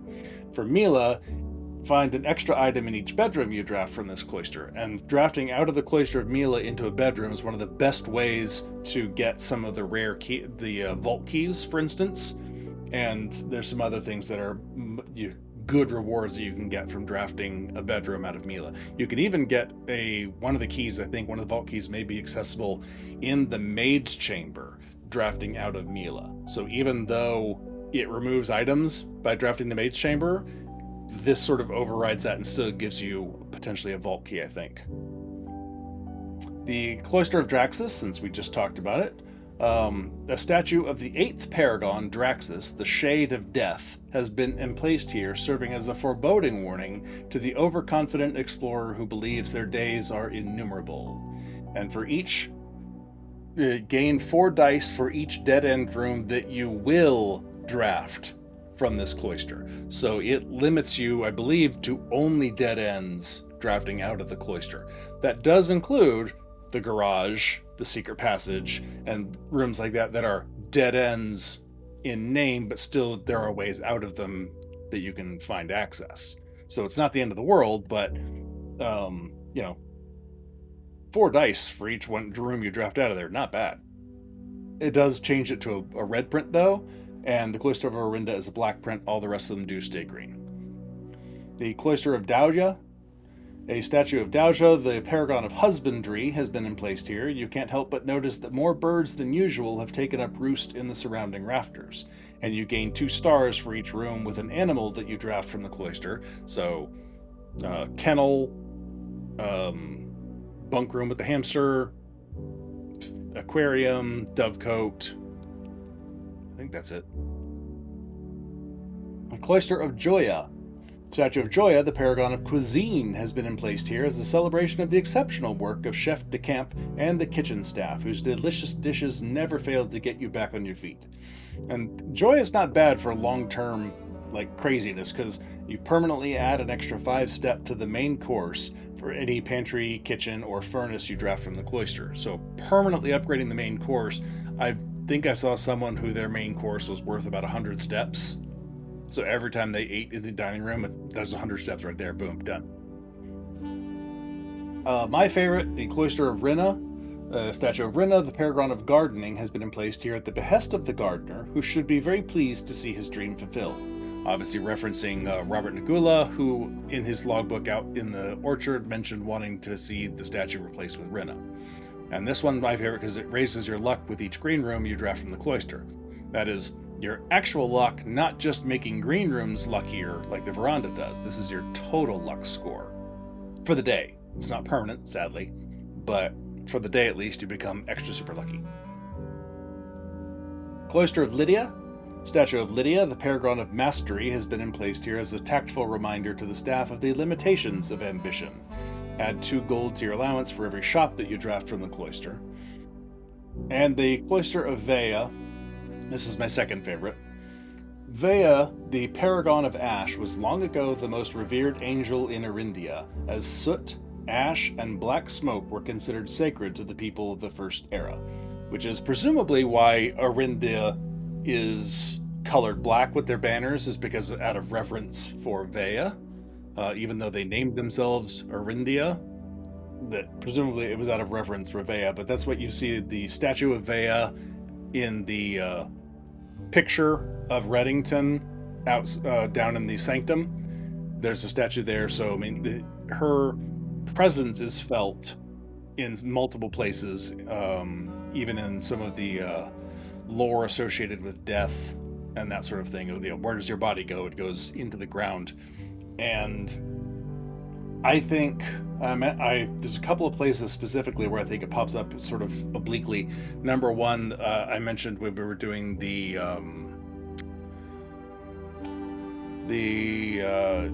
dig spotty place outside. Why can I never remember the name of the stupid thing? The root cellar. The family tree that's up there with the besoiled chill that's in the corner.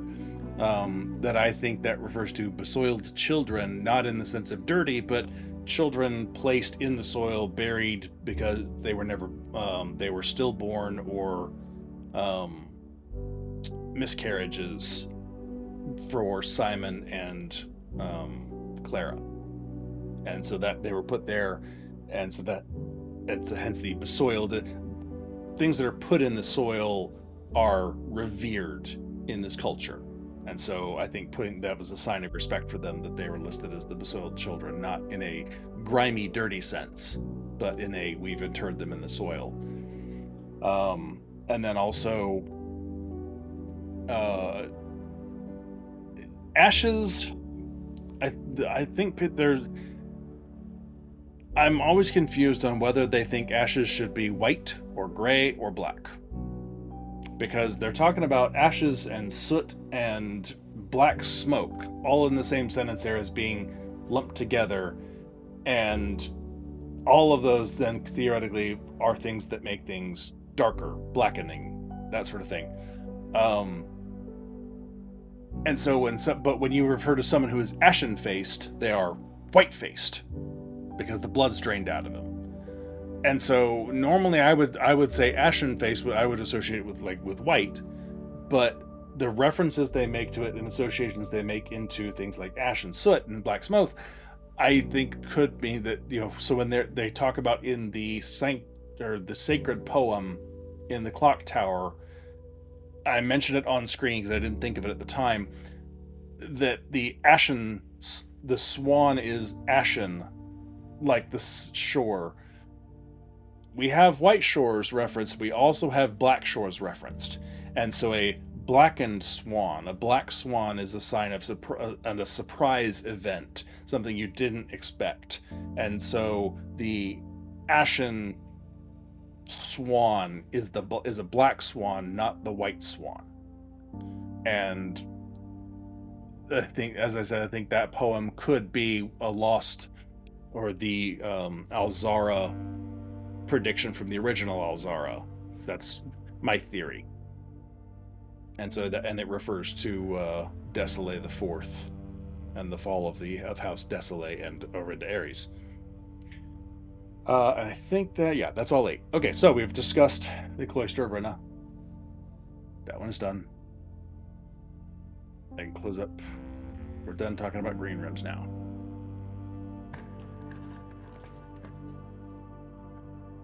Vestibule.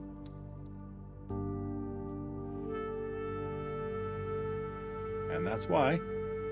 The Explorer's Trophy for completing the Mount Holly Directory.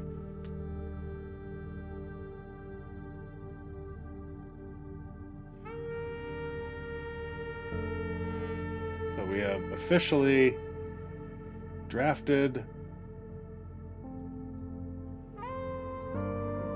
everything at some point. So I have done. I think I drafted the trophy room on one of my other days, and the Mechanarium as well.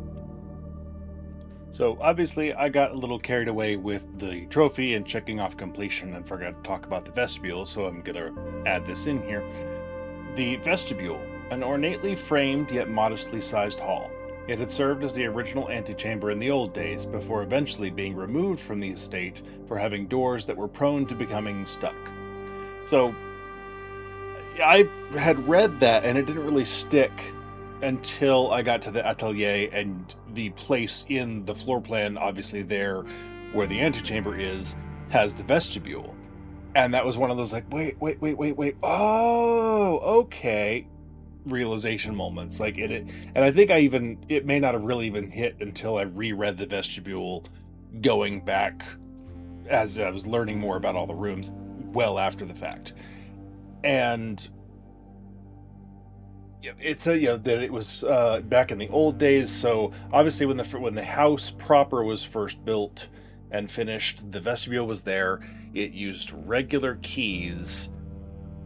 I guess the question is, there was a room 46 apparently, because that was the place where the antechamber was, and it led where? If the vestibule was there is a north door out of the vestibule. In the atelier, 46 is, you have to do the proper path. Was the actual 46, when the house itself was finished, was that put where it is now? And the vestibule allowed access to it? At what point did it become this super secret room, only accessible through, special means? Obviously, if you live in the house, it should not be a big deal on a daily basis to go where you need to in the house. And if you make it up to the 9th rank, okay, you're in the 9th rank, here's the vestibule apparently already there, and you could then theoretically go north into whatever was there, that version of room 46. So it's a little strange though, because again, in the atelier, 46 is not accessible through this. In the real house, 46 is, but it would not then have had nearly as much security or mystery around it, because it's just there. It's a locked door, nothing special. The antechamber was then put in at some point. We know the levers were put in prior to Denny stealing the letters. And so the antechamber was around at least as far back as the discussion in the security emails around where is the levers at. And we talked about this in previous episodes. And so there's not a clear point for when the antechamber was put there in lieu of the vestibule. I kind of get the sense that the antechamber was put in by Herbert. That, and I don't think that's a great leap of logic. The vestibule was Arve's work. She probably would have kept it there indefinitely, and she may not have had the same sort of secrecy around her room 46. Because, especially if you think about it, Herbert even said, I never had a room 46 to find. There was a room there, apparently, because the vestibule led somewhere as the original antechamber. But it wasn't a big mystery. It wasn't something that he had to solve to find. So there literally was a room 46 there. And technically, he did have a room 46 to find. It was just in, the rough draft, and he didn't know about it. But it sure seems like the original 46 would have just been there north of the vestibule, and it wasn't that big a deal. But then at some point, because of the locking doors and the problems that they had with the vestibule, they swapped it out for the antechamber, and I'm saying that it was probably done by Herbert, and then the levers were put in originally in the weight room. I don't know. I don't know where the other levers necessarily would have been, because I think they said they added the one in the greenhouse. The greenhouse was added after the one in the weight room, so it was originally the secondary and became the primary that was then just broken. Then the east entrance would have been the Great Hall, so I assume that was the original and eastern entrance into the antechamber. And then obviously the secondary one was put in the secret garden. The secret garden could have been the original western one, or it could have been originally the Mechanarium, because we know the floor plans were pulled out of the draft pool prior to us getting there, and they were hidden around, and those are the found floor plans, presumably, one of which is the Mechanarium. So the Mechanarium could have been the original west one, or it could have been the secret garden. It's because we know that, again, the secondary levers were all added sort of after the fact, so that means the puzzle setup for the secret garden was added after the fact. So the lever could have just been there. Didn't require turning wheels and, much less 3 of them, but, that you don't need originally. But so the original lever could have just been there on the wall. We really don't know. I don't remember anything specific that would let us know which one was originally the primary lever for the west side. But it seems the secondary east side was added later when they were looking for backup levers, as Kirk Darren's email indicates. And then, then they covered up the weight room one and added the greenhouse one, which then just kept breaking. So at some point during Herbert's time is presumably when the antechamber was added, like I said, and all the levers were put in, and the antechamber doors, supposed to just locking doors like the vestibule had. And it could have been as Herbert started, with the blackmail that was going on, maybe after the original blackmail attempt. I think something said originally that Herbert kept the letters in the office and then moved them to room 46. I could be misremembering that. But then at the very least, at some point there, and it would not surprise me if it was at the same time as the original blackmail, and we started accumulating these red letters. The original blackmail probably would have been a while ago. We don't have an exact year for it, obviously. But if Herbert got that, and then, I need to start keeping some sensitive stuff out of this office. We need to revamp things. Let's increase security, add the levers, and change this to the antechamber, and 46 is now unavailable generally. And it would have been long enough ago that, any of the more recently hired staff might not have known it was there. As you said, the location of which has been kept from all the household staff. Obviously, that's not entirely true. There are staff members who knew about it. But the more recent ones, and the ones that don't live there day to day, probably didn't know about it. Or, it was rumored at best. So, anyway, the vestibule, its presence as the original antechamber is interesting, and it makes a certain amount of sense, but it's also just a little bit weird with regards to what would have been the original 46 north of it, or if there was something else there. There are always theories. All right, back to whatever I was saying. that should fill. Yep. Okay, so we are a complete directory. That's done. All right, now actually, I really do need steps here, game.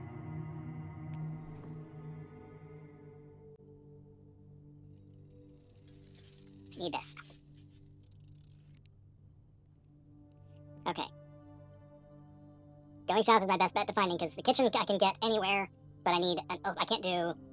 Oh, I can redraw the corner for the observatory from here. Crap. Okay, so I've got a decent shot at getting a kitchen.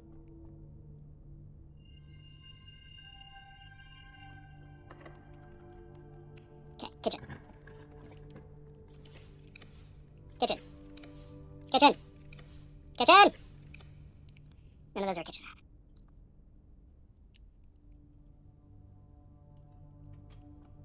That was expensive. Kidding me?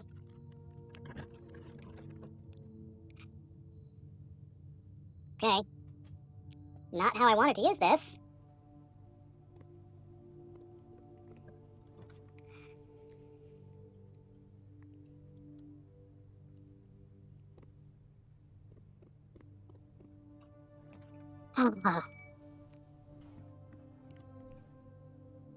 Okay, we're safe. I was freaking out because this would have been my last step, and yeah, that would have been bad. Okay, we're back in this thing. Okay, so we turn south. Even better. Okay. Not like I'm going in there. Have it. Okay, so this now gives me my dark room, which connects to my weight room.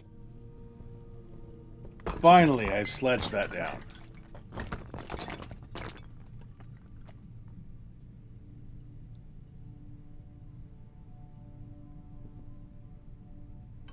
And have pulled that lever.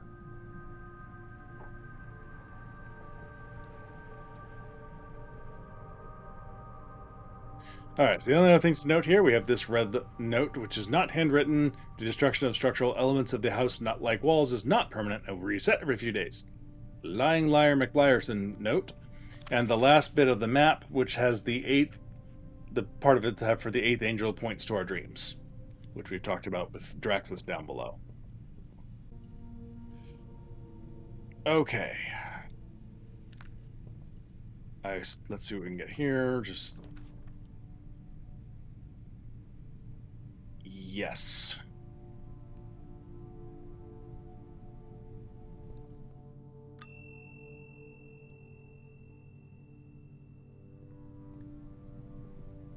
Okay, now I need to go hit up the kitchen for whatever I can get out of it.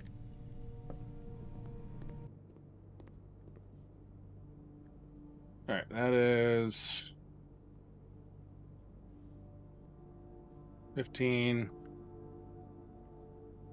Alright, that should be plenty for what I need to do.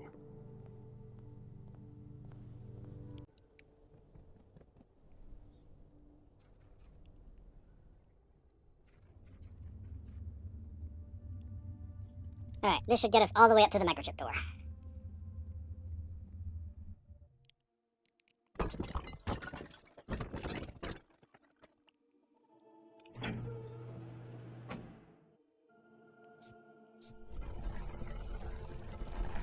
There we go. So all we need now is we got to solve the throne room. And that's another chunk of completion done. But obviously there's a big hurdle between us and that and now and then, and that just happens to be the fricking queens, which the game is reluctant to give me for some reason. I need to pop in and check if I can trade this.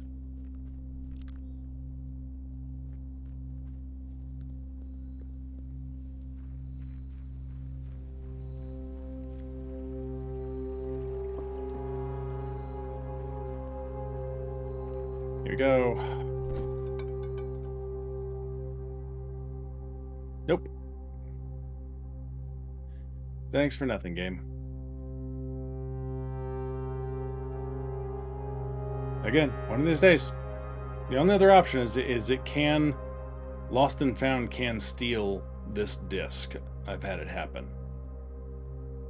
My break room is on the other end of the bloody house. 1, 2, 3, 4, 5, 6, 7, 8, 9, 10, 11, 12. Okay, I can get there.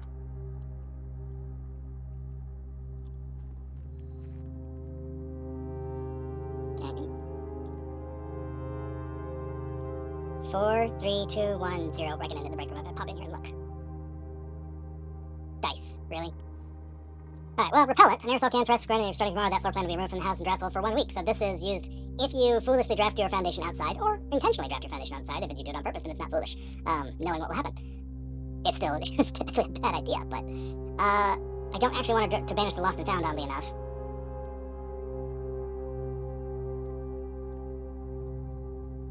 I don't like the vestibule.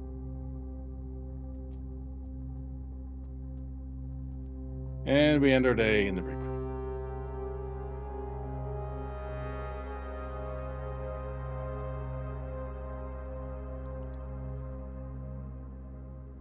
All right.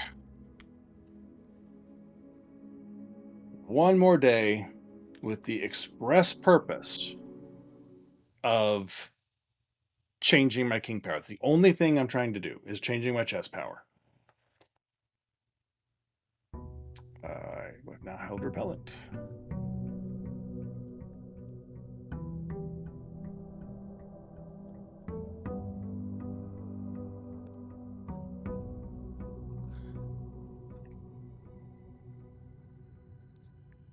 Anything else we do here is totally incidental.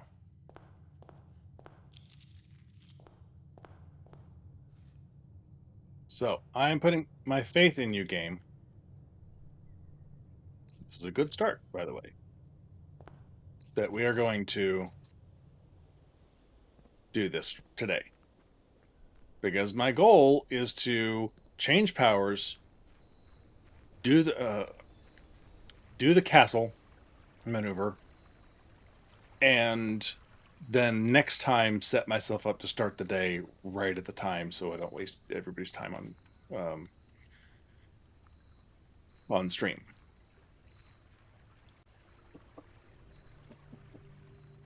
Again, I'm putting faith in the game. Plus, since there's dice down here, it's actually worthwhile. There we go. The wrong turned Albuquerque. Okay. I wish, like, holding her ladyship's key made it more likely to draft her bedroom. That would be a worthwhile interaction, I think. Wishful thinking on my part, more than slightly self-serving, but still. Potential luck. I want to save that. That works for me. Extra dice, and get the bedroom out of the pool, in case I'm able to get like a secret passage facing south on the west wing.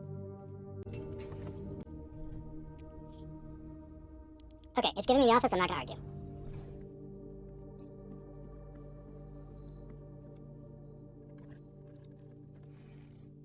And we've got lots of dice to work with here. There's my study. Okay, don't need to worry about her ladyships necessarily. Still would like to have it because I got the key. But now we're in business. Okay, so we already have king, queen, bishop, pawn. So we need a rook and a knight. Shouldn't be too hard to come by. Again, that would be great, except that then blocks me off, and I have to go out and around, and then I have fewer doors to work with. So let's start some of this. Okay, there we go. Now we're talking. Bedrooms.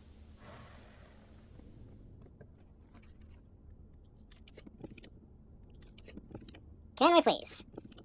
Can we please? Thank you. Love of God. I need a coat check. Okay, that was awesome. Okay. Finally, checking this one off.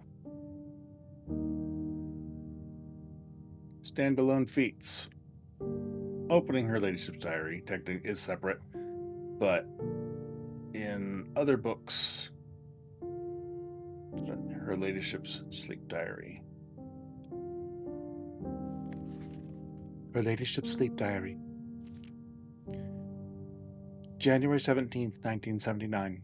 My dear diary, After countless sleepless nights and failed home remedies, my physician has urged me to document my sleeping routines in the various bedrooms of our estate. It is his hope that by tracking the caliber and length of my sleep in each room, together we may come to a deeper understanding of my condition, and perhaps with luck find a more favorable environment in which I might finally find some amount of rest. Clara. January 18th, 1979. My dear diary, to begin, I thought it best to start with my own room, despite already knowing how unsuitable it has been for my sleep of late. Perhaps it is all the old memories that linger here, as it is impossible not to think of home among so many mementos of my youth. Nevertheless, I find comfort in gazing at the stars before dozing off, and it pains me to consider that if this trial is successful, it may be one of the final occasions that I sleep here. My room. Sleep duration 2.5 hours. Quality peaceful despite brevity.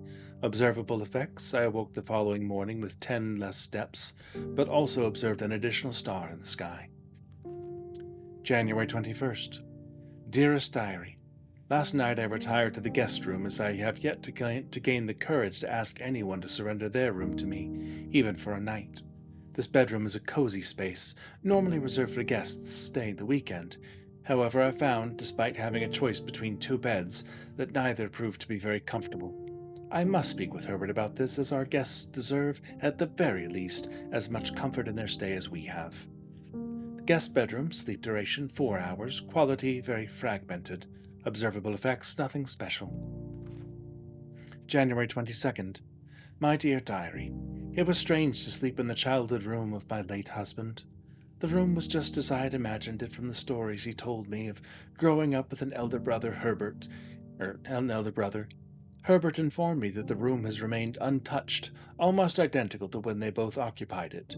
To avoid any accidents, I slept in the bottom bunk, as climbing ladders is not as easy as it used to be.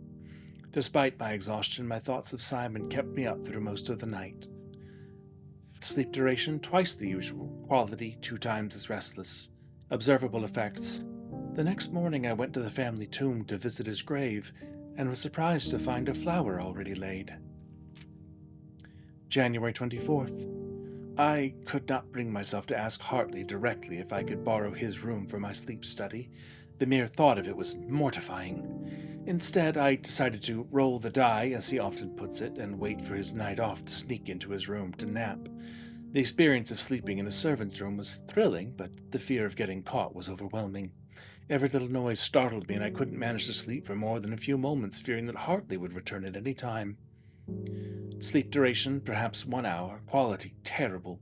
Effects, about half the steps the following day. I also discovered a stray die had found its way into my pocket, which was hardly shocking, given Hartley's history. January 25th. My dear diary, I have to confess that I was initially hesitant to spend the night in the Baron's room. It's extravagantly showy, with every surface adorned with gold and every piece of furniture so large it seems almost comical. But as I lay down on the enormous bed, I was surprised to find that I felt entirely at ease. Even the absurdly oversized pillows were somehow comfortable, propping me up just right so that I didn't feel any strain on my neck or back. I slept more soundly than I have in weeks, and I woke up feeling genuinely rested for the first time in what feels like forever. Sleep duration 8 whole hours. Quality the best in many months. Observable effects. I awoke feeling very refreshed, with more energy and more steps than normal. January 28th, 1979. As fate would have it, just as I had begun to make progress in my quest of slumber, a most joyous event has interrupted my progress. My beloved daughter has given birth to a son, and has requested my presence in town to assist her during this exciting but demanding time. For now I shall take my leave of the bedrooms of Mount Holly, but I am certain, dear diary, that one day I shall return. Lady Clara Epson, grandmother. And then the drawing in the back. A few things to unpack here. The sleep diary itself, interesting, because it's the first thing you have mentioned that there is some observable effect of sleeping in different places that's not listed. So other thing, stay here the night and you get a key card, or you get an extra star, etc. These are hidden mechanics for the rooms, which there's not that many hidden mechanics, so this is interesting that it's there. Her bedroom, of course, she's talking about how making her think of her mementos of her youth. So everything that's in here is obviously supposed to be from her youth. The entire decor of the bedroom is listed in the description of the room to match her childhood home in Araja.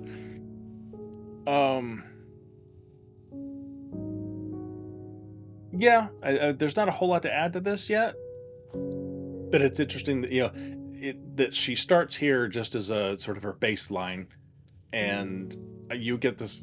I will kind of wonder how long her sleep has been bothering her. Guest bedroom. I find this one funny. Just the guests have such crap beds. I do note that she says, I must talk to Herbert about this. First name basis. Hesitant to sleep the night in the Baron's room. Title. She didn't refer to this as Herbert's bedroom.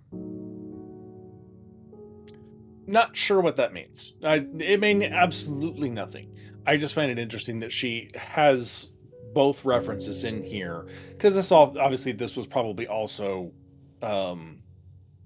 Tomas's bedroom and before Herbert, so it's not just Herbert. It is the Baron's bedroom. But it's interesting that she refers to it as the Baron's bedroom and not Herbert's bedroom specifically. This one is probably one of my favorites in all of this, just because the effect the next day is the flower on the tomb, because this tells you which sarcophagus down below is Grandpa Simon's, and I think that's kind of cool. I also use this one to get flower gems as a bingo board tile without having to worry about if I can't water the greenhouse or spend long enough to get Florealis. This is a quick and easy way to get it done if you're lucky.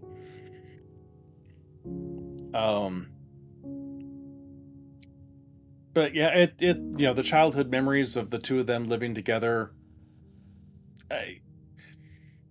Brothers are brothers. We talked about it just in the actual bunk room itself. Okay, so I'm looking for specific letters on something in handwriting. I'm just curious about all of a sudden. This one tells us a couple of things. The reference to roll the die and the fact that you get a die the next day in your pocket, it leads me to believe that Hartley has a bit of a gambling problem, because she's talking about Hartley, shocking given Hartley's history.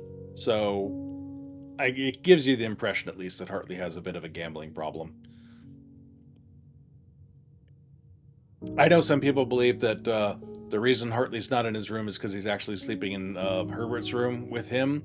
I still don't buy that theory of the relationship between the two.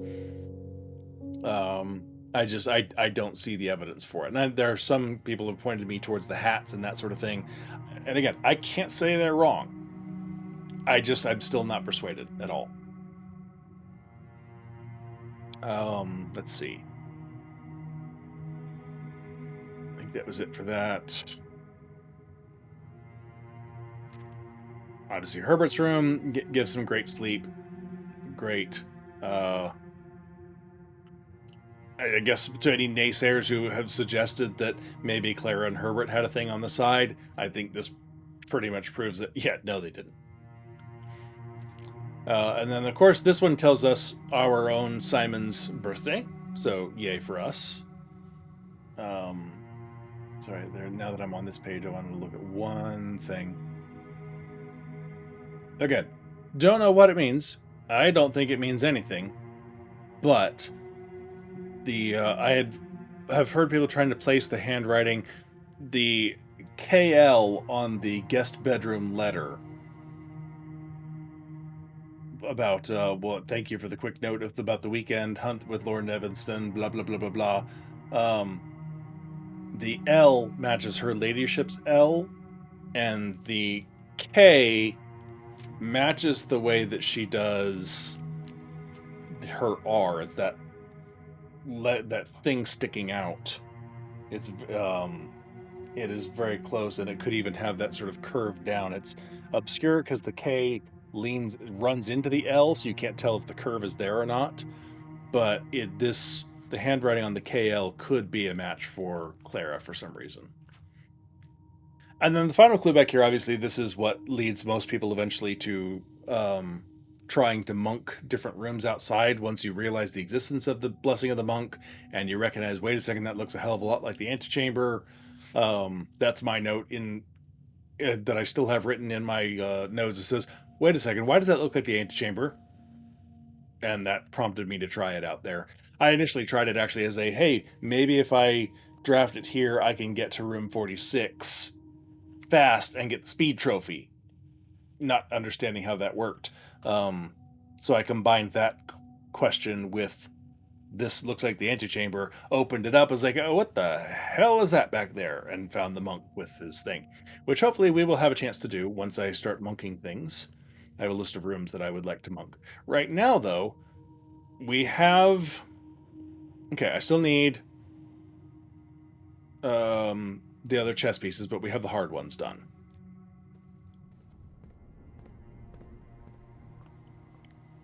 So, we still need knight and rook.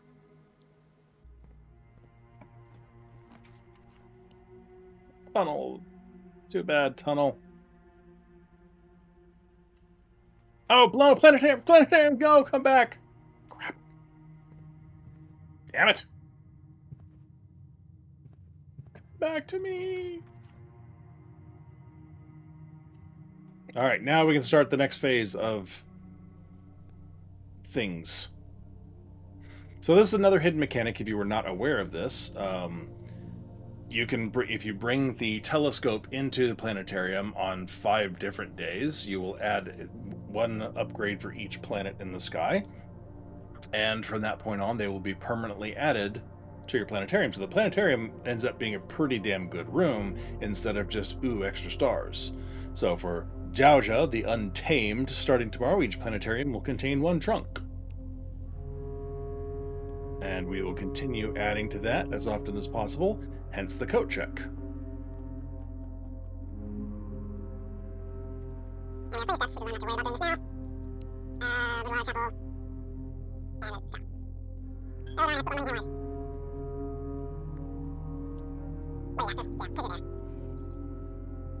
Alright.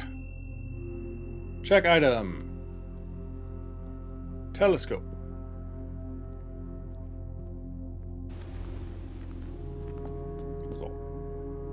Okay, where I go? So 3 down from the top right, right above that.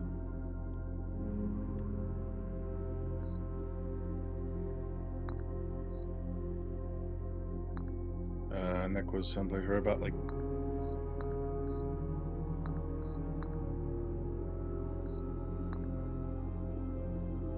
Where was my nook? 1 more up. Security was about there. Chapel.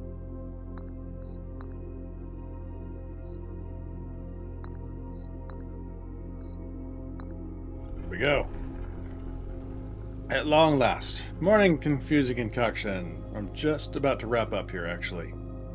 We're making the last bit of progress that I've been trying to make for a couple of days now. So we currently have the Blessing of the Rook. We are now going to shift to the Blessing of the King and perform the castling maneuver. The Banner of the King, excuse me.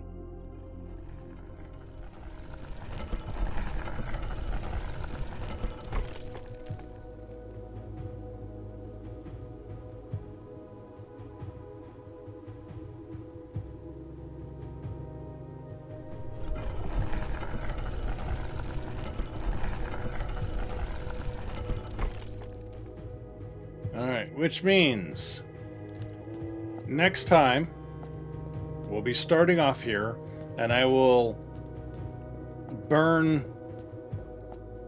get the day set up. Actually, how many stars do I have? 28? Is that a good number? I think it might actually be. Yes. Tomorrow there will be a Southern Cross in the sky with at 29 stars. So I will start the day tomorrow, and I will waste all the time leading up to the sacred hour, leading right up to stream, so that next Monday night when we start stream, it'll be just before the sacred hour, and we can kick things off by opening this up. Then that will at least allow us to open this, and we'll start working on getting the monk blessing to replace our tinker, which will be running out today, and then getting the scepter and start working on see if we can get the throne transformed tomorrow. Not tomorrow. In game tomorrow, and we'll start working on it. So next week we'll see if we can get that. That'll be our goal. So it means I cannot end my day in the break room. Note to self. But this is unknown, all commonly referred to as Ares Court, simply because of the poem that's here, and I'll solve all these things for next time, and we'll discuss it, and we'll talk about all the castle clues for solving this, and we'll go through the whole thing next time.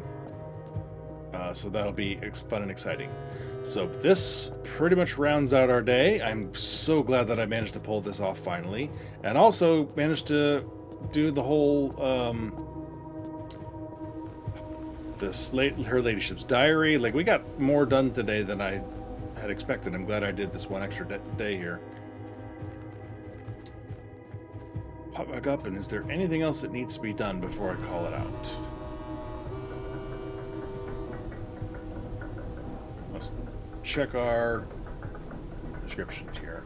I've not yet made the electromagnet. That it will be, now that I'm done with burning glass, then I can try to make the electromagnet, and I can use that to draft mechanical rooms to then try to get the Mechanarium. I'm a little miffed because I'm relatively sure the game's going to screw me, and the upgrade disc in the Mechanarium is going to be the one for the aquarium, which, if I were to upgrade to electric eels, that turns it into a mechanical room, thus making it easier to get the Mechanarium. And so I think it's going to give me that one last, so it will not help me in the slightest. That's my fear. Let's see. The rest of what we got here. So I still haven't pulled the greenhouse lever, and obviously haven't pulled the Mechanarium lever yet. I have not held the chronograph. That's the last independent item that's not used somewhere else that I have not picked up and owned yet. We're getting up to the point where I might need to break the piggy bank to buy blue tents. We're starting to fill these in now. These should fill in fairly quickly over the next few days. If I can pull it off, I've still got 2 more spread meals that will do the Blessing of the Chef eventually again. Swimbird and Blue Tents. We still have a couple of books left to read. Trophy of Wealth. Almost had enough for it a little while ago. The Trophy of Drafting. I will make a try at that. We are finished with Studio Director rooms. Still have a few rooms to talk about here. We need to talk about the trophy room, so we need to draft that. And I think we're all caught up. Oh, do I have a library? Yes, I do. Okay, let's go right up to the library fast. I want to see if I have all the stamps showed up, and if so, then I can check that off as well. And then we'll call it a day. I had initially planned to just do all the stamps at once in the sanctum, once all the sanctum puzzles were done, but I forgot that all 8 stamps are also in the mailroom. And we've scanned them, so they should all now show up. Alright, scrapbook. Much more filled in than the last time we looked. Favorite 4 plan. No kidding. Still the one last thing that I've never made. is that electromagnetic. Did I make soundpack amplifier? And I don't remember it.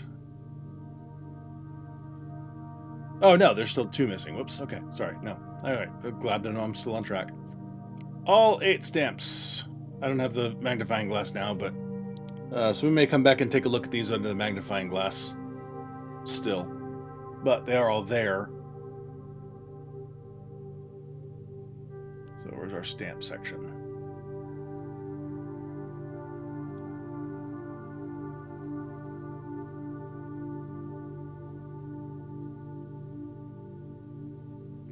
Done.